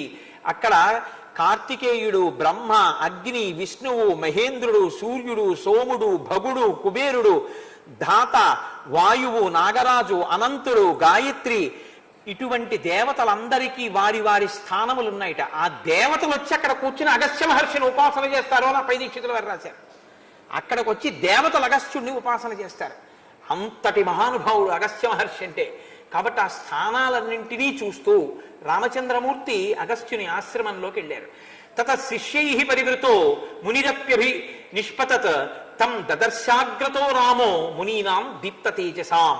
శిష్యులతో కలిసి ఆ అగస్త్య మహర్షి బయటికి వచ్చారు. వచ్చి, రామా నిన్ను చూడాలనే ఉన్నానయా అని అగ్ని తేజస్సుతో, అగ్ని శిఖ ఎలా ఉంటుందో అలా ఉన్నారట. ఏవముక్త్వా మహాబాహు అగస్త్యం సూర్యవర్చసం జగ్రాహ పరమ ప్రీత తస్య పాదౌ పరంతపః. ఆ అగస్త్య మహర్షి యొక్క పాదముల దగ్గర రాముడు సీతాలక్ష్మణ సహితుడై నమస్కారం చేశారట. అప్పుడు ఆయన అడుగుతారు అగస్త్య మహర్షి, నాయన ఇంతకాలానికి నువ్వు వచ్చావు, చాలా సంతోషం అని కూర్చోపెట్టి అర్ఘ్యపాద్యాదులు ఇచ్చి, నేను అగ్ని కార్యం పూర్తి చేసి వస్తాను అని అగ్ని కార్యం పూర్తి చేసి వచ్చి కూర్చోపెట్టి ఒక ధర్మసూక్ష్యం చెప్తారు. అగ్నిం హుత్వా ప్రదాయార్ఘ్యం అతిథీన్ ప్రతిపూజ్య చ వానప్రస్థేన ధర్మేణ సతేషా భోజనం దదౌ. మొట్టమొదట అగ్ని కార్యాన్ని పూర్తి చేసి అతిథి పూజ చేసి అన్నం పెట్టి ఆదరించాలి. ఇలా ఉన్న ఇటువంటి ధర్మాన్ని ఆశ్రమంలో పాటించినటువంటి వాడు పైలోకాల్లో తన మాంసాన్ని తానే తింటాడు, అటువంటి స్థితిని పొందుతాడు. కాబట్టి నాయన రాజా సర్వస్య లోకస్య ధర్మచారీ మహారథః పూజనీయస్య మాన్యశ్చ భవాన్ ప్రాప్త ప్రియాతిథి. నువ్వు ప్రియమైనటువంటి అతిథివి నాకు ఇవాళ దొరికావు, కూర్చోమ్మని. ఏమముక్త్వా ఫలైర్మూల్యైః పుష్పైరన్యైశ్చ రాఘవం పూజయిత్వా యథా కామం పునరేవ తతో బ్రవీత్.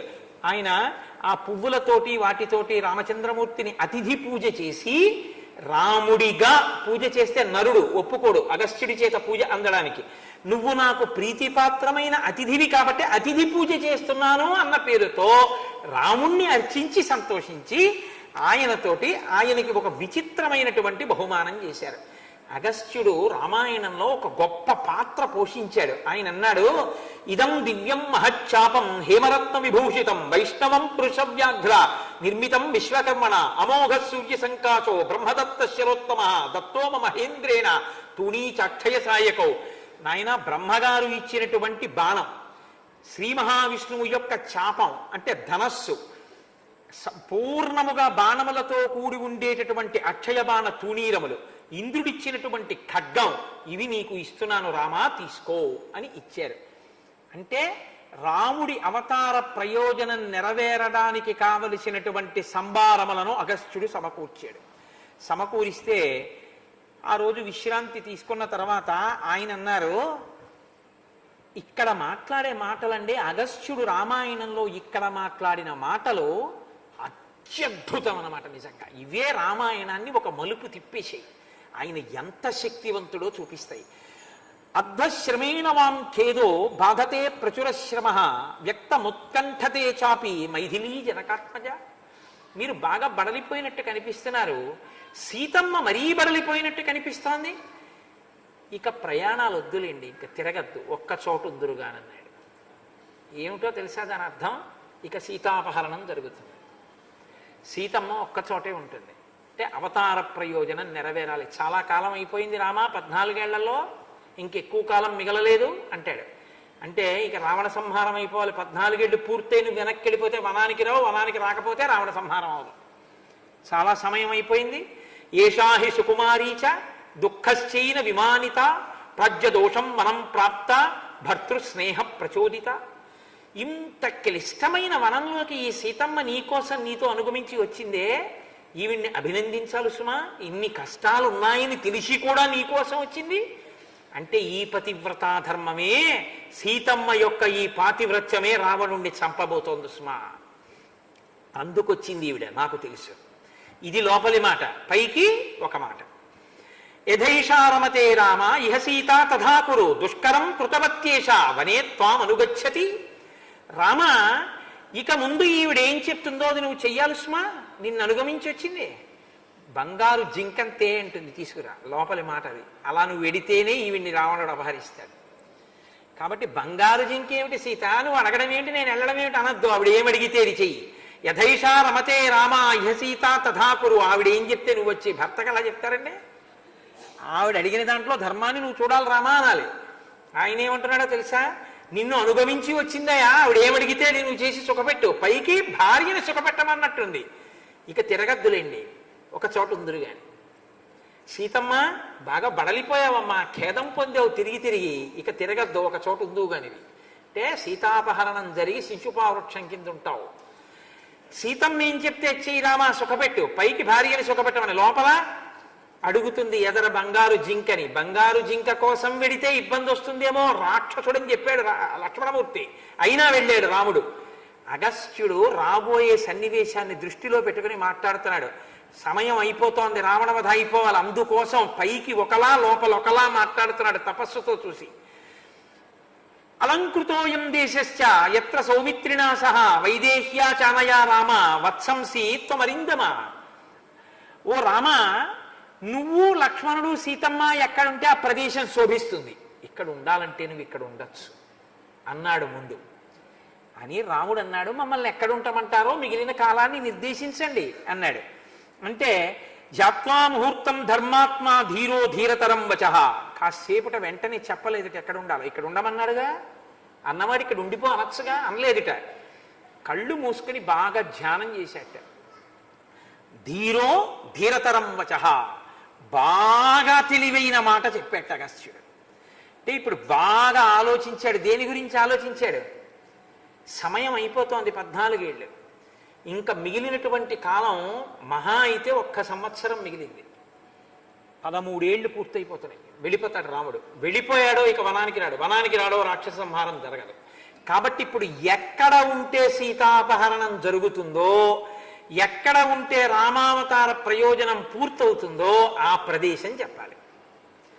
అందుకని అన్నాడు, కాలోజం గత భూయిష్టో యక్కాలస్తవ రాఘవ సమయోయో నరేంద్రేణ కృతో దశరథేనతే. దశరథుడు నిన్ను 14 ఏళ్ళు కదా అరణ్యవాసం చేయమన్నాడు. అబ్బో, చాలా కాలం అయిపోయింది, ఇంక నువ్వు వెళ్ళిపోతావు. పైకొకటి లోపలొకటి. తీర్ణ ప్రతిజ్ఞ కాకుచ్చ సుఖం రాజ్యే నివత్స్యసి ధన్యస్తే జనకో రామ సరాజా రఘునందన యస్త్వయా జ్యేష్ఠపుత్రేణ యయాతిరివతారిత. నువ్వు యయాతి యొక్క జ్యేష్ఠపుత్రుడు యయాతిని తరింపజేసినట్టు దశరథుణ్ణి తరింపజేయడానికి పుట్టినవాడివయా. 14 సంవత్సరాలు తండ్రిని సత్యమునందు నిలబెట్టడం కోసం అరణ్యవాసానికి వచ్చావు. విదితో హ్యేష వృత్తాంతో మమ సర్వస్తమానగా తపసశ్చ ప్రభావేన స్నేహాత్ దశరథస్య చ. నేను నా తపశ్శక్తితో దశరథుని యందున్న స్నేహంతో నువ్వు నీ మనసులో ఏం కోరుకుంటున్నావో దాన్ని నేను అర్థం చేసుకున్నానయ్యా రామా అన్నాడు. ఎంత పెద్ద మాటో చూడండి. దశరథుని యందు స్నేహంతో రాముడి యొక్క మనసులో ఉన్న విషయాన్ని తపస్సుతో ఆ శక్తితో నేను పట్టుకున్నానన్నాడు. ఏమంటే రావణుణ్ణి చంపుదామని రాముడు అనుకుంటున్నాడు అని మీరు అన్నారు అనుకోండి. ఇప్పటిదాకా అసలు రాముడు కలుసుకోలేదుగా. రావణుడి జోలికి రాముడు వెళ్దామని అనుకుని వస్తే అప్పుడు నరుడిగా కాదు విష్ణువుగా తిరుగుతున్నట్టు.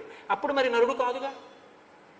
మరి అగస్త్యుడు నీ మనసులో మాట నాకు తెలిసంటంలో ఏమిటి దాని అర్థం? మునులకు మాటిచ్చాడుగా రాక్షస సంహారం చేస్తానని. ఆ రాక్షసుల యొక్క మూలస్థానాన్ని కొట్టేస్తే అసలు రాక్షసులందరూ పోయినట్టేగా. కాబట్టి నీ మనసులో మాట నాకు తెలుసు. మునుల్ని తమ ధర్మం తాము నెరవేర్చుకోవడానికి వీలుగా రాక్షస సంహారం చెయ్యాలని చూస్తున్నావు. అందుకు తగిన ప్రదేశం చూపిస్తా. 1 2 కాదు, పుంఖాను పుంఖలంగా వేలకి వేల మంది నీ బాణాలకి తెగటారిపోవాలి. ఇంకా సమయం తక్కువ ఉంది. అంతమంది వచ్చి నీ మీద పడిపోయే ప్రదేశం ఎక్కడుందో అక్కడికి పంపిస్తాను రామా, నిన్ను లక్ష్మణుడిని సీతమ్మని. ఎక్కడ కూర్చుంటే ఈ పగలు పెరిగి సీతాపహరణం జరిగి మూలస్థానం రావణుడు ఎగిరిపోతాడో ఆ ప్రదేశం చూపిస్తాను. తపస్సుతో తెలుసుకున్నాను. ఇది లోపలి మాట. పై మాట మీరు ఉండే మంచి ప్రదేశం చూపిస్తాను. ఇది పై మాట. ఎలా అందుకని నేను ధీరో అంటారు, బాగా తెలివిగా మాట్లాడుతున్నాడు, లోపల ధ్యానం చేసి మాట్లాడుతున్నాడు, తపశ్శక్తితో భూత భవిష్యత్ వర్తమాన కాలములను దర్శనం చేసి మాట్లాడుతున్నాడు అగస్త్యుడు అని. హృదయస్థస్య తే ఛందో విజ్ఞాతస్తపసామయ ఇహ వాసం ప్రతిజ్ఞాయ మయా సహ తపోవని. నాయన నిన్ను యథార్థానికి ఏమన్నాను, నాతో పాటే ఉండమని కదా చెప్పాను. కానీ నువ్వు ఎక్కడ ఉండాలి అనేటటువంటి ప్రదేశాన్ని ఇప్పుడు నేను చెప్తాను.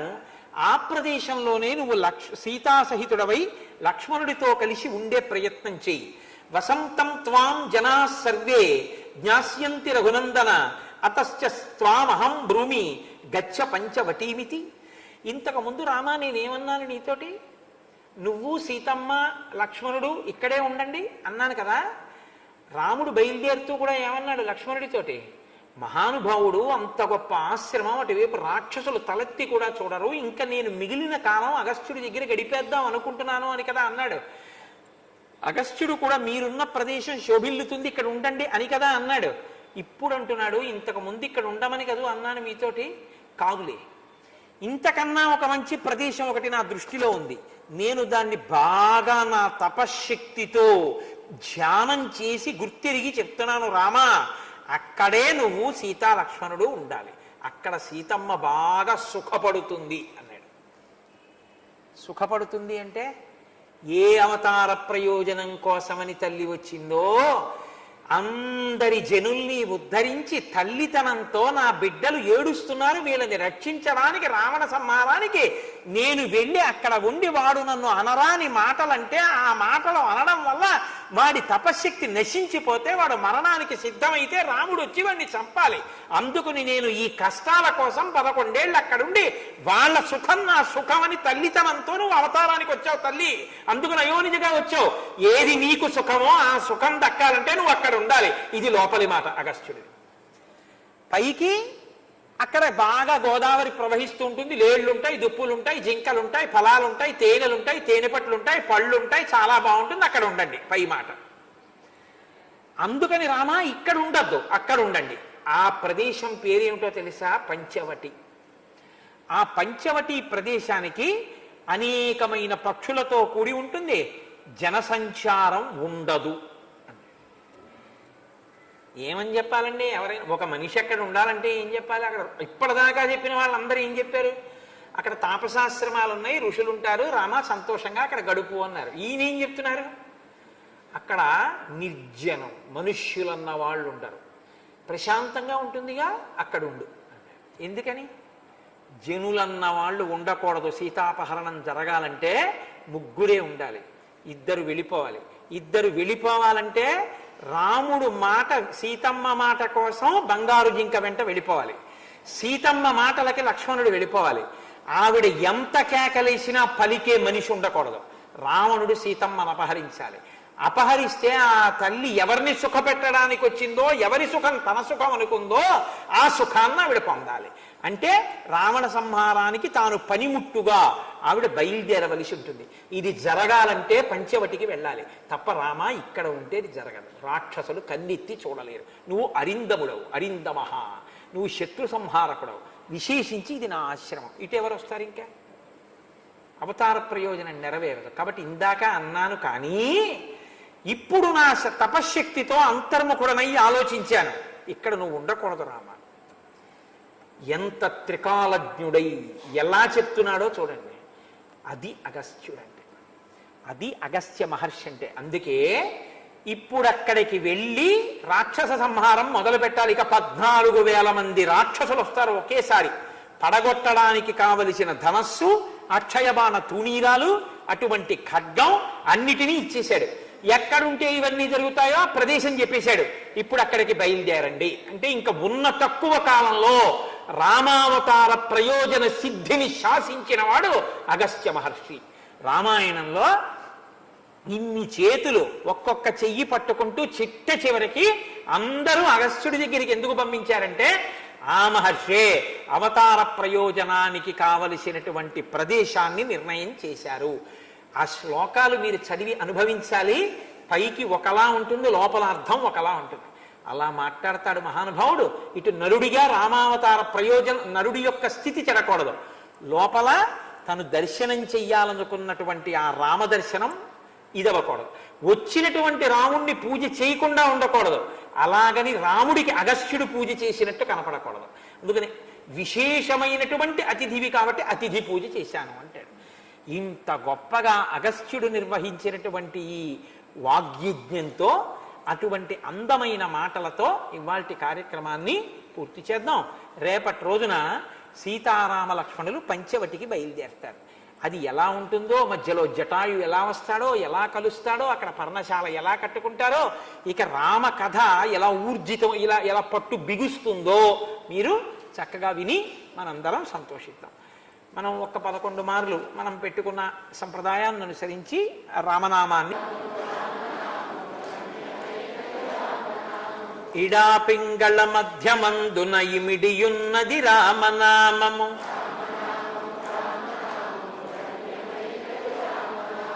గౌరికి దివుపదేశ నామము, కమల జుడు జపించు నామము,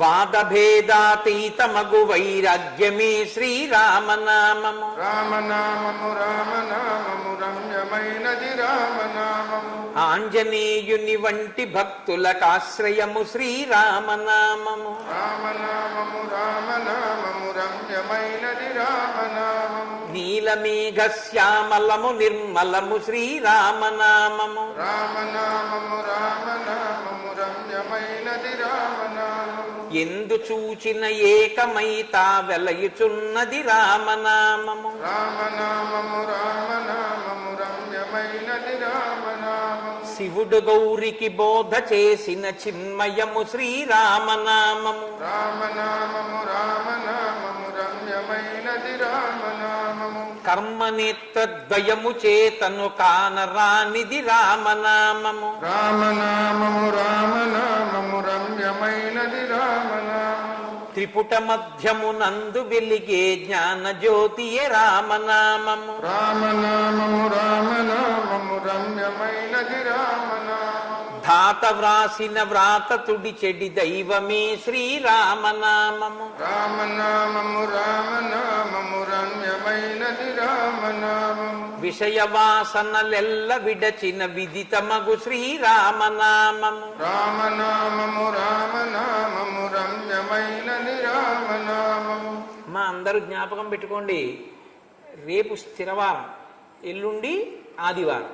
ఆదివారం నాడు ఉదయం 7 గంటల నుంచి ఆలయంలో కూర్చుంటారు. తర్వాత వచ్చిన పిల్లలు శారదాదేవి గుళ్ళు, ఆ తర్వాత శివాలయంలో. ముడి ఆ రోజున పెద్దలకి కూడా అవకాశం ఇద్దాం. పెద్దలకి కూడా చోటు మిగిలిపోతే పెద్దలకు కూడా అవకాశం ఇస్తారు. చక్కగా కూర్చుని రామనామం రాసేయడం, 330 ఎన్నో రామనామాలు ఉన్నటువంటి కాగితాలు ఇస్తారు. ఆ శ్రీరామనామం రాసేసి రామచంద్రమూర్తి ఎదురుగుండా ఉన్నటువంటి సన్నిధానంలో దాన్ని వేసేసి రామచంద్రమూర్తికి ఇన్నాళ్ళు ఆయన పాదాల దగ్గర పెట్టి అర్చన చేయబడినటువంటి ఆ రామచంద్రమూర్తి మాడ పుచ్చుకుని మనం చక్కగా ప్రసాదాన్ని తీసుకుని ఇంటికి వెళ్ళిపోవచ్చు. ఎండ ఎక్కకుండా ప్రారంభం చేసేస్తే 7:30కి ప్రారంభం చేస్తే ఒకవేళ చాలా మంది ఉన్నా అందరం ఇదంతా కూడా కూర్చుండిపోవచ్చు. ఇది ఆడిటోరియం, ఎక్కడ చూసినా కూర్చుని రామనామం రాయొచ్చు. ఇదొక మహత్తరమైనటువంటి అవకాశం. కాబట్టి అందున బహుశः ఆదివారం నాడు అంటే రాముని యొక్క గొప్పతనం ఏమిటో, రామనామం యొక్క గొప్పతనం ఏమిటో బహుశः మారీచుడు చెప్పే ఘట్టం దగ్గరికి వస్తామేమో. రాముడు అంత గొప్పగా కల్పించాడు ఆ అవకాశాన్ని, అటువంటి స్థితిని ఆయన నిర్ణయం చేశాడు. కాబట్టి అందరూ ఈ అవకాశాన్ని వినియోగించుకోండి. మీ పిల్లల్నే కాకుండా పిల్లలు వృద్ధిలోకి రావడమే ఈ జాతి యొక్క నిర్మాణంలో ప్రధాన పాత్ర. వాళ్ళు బాగుంటేనే మనం బాగుంటాం. కాబట్టి మీ పక్క పిల్లల్ని అందరినీ తీసుకురండి. అందరితోటి మనం చక్కగా రామనామం రాయించి మాడపుచ్చుకున్నటువంటి పిల్లలు ఒకవేళ పెద్దవాళ్ళు వచ్చి కలిసేంత వరకు వెళ్ళడానికి వీలు లేని చిన్న వయస్సున్న వాళ్ళైతే వాళ్ళందరినీ కూడా తీసుకొచ్చి చక్కగా మనం ఇందులో కూర్చోపెడదాం. రామనామం రాసేసి తల్లిదండ్రులు పిల్లల్ని ఇక్కడ తీసుకుని మళ్ళీ వెళ్ళిపోవచ్చు. మదాచార్య పురోగమై సర్వైశ్చ పూర్వైరాచార్యై సత్కృతాయాస్తు మంగళం. మంగళం కోసలేంద్రాయ మహనీయ గుణాత్మనే చక్రవర్తి తనూజాయ సర్వభౌమాయ మంగళం ఉమాకాంతాయ కాంతాయ కామితార్థప్రదాయినే శ్రీగిరీశాయ దేవాయ మలినాథాయ మంగళం కరచరణకృతం వా కర్మవాక్కాయజం వా శ్రవణనైనజం వా మానసం వాపరాధం విహితమవిహితం వా సర్వమేత్తక్షమస్వా శివ శివ కరుణాబ్ధే శ్రీ మహాదేవ శంభో సర్వం శ్రీ ఉమామహేశ్వర పరబ్రహ్మార్పణమస్తు.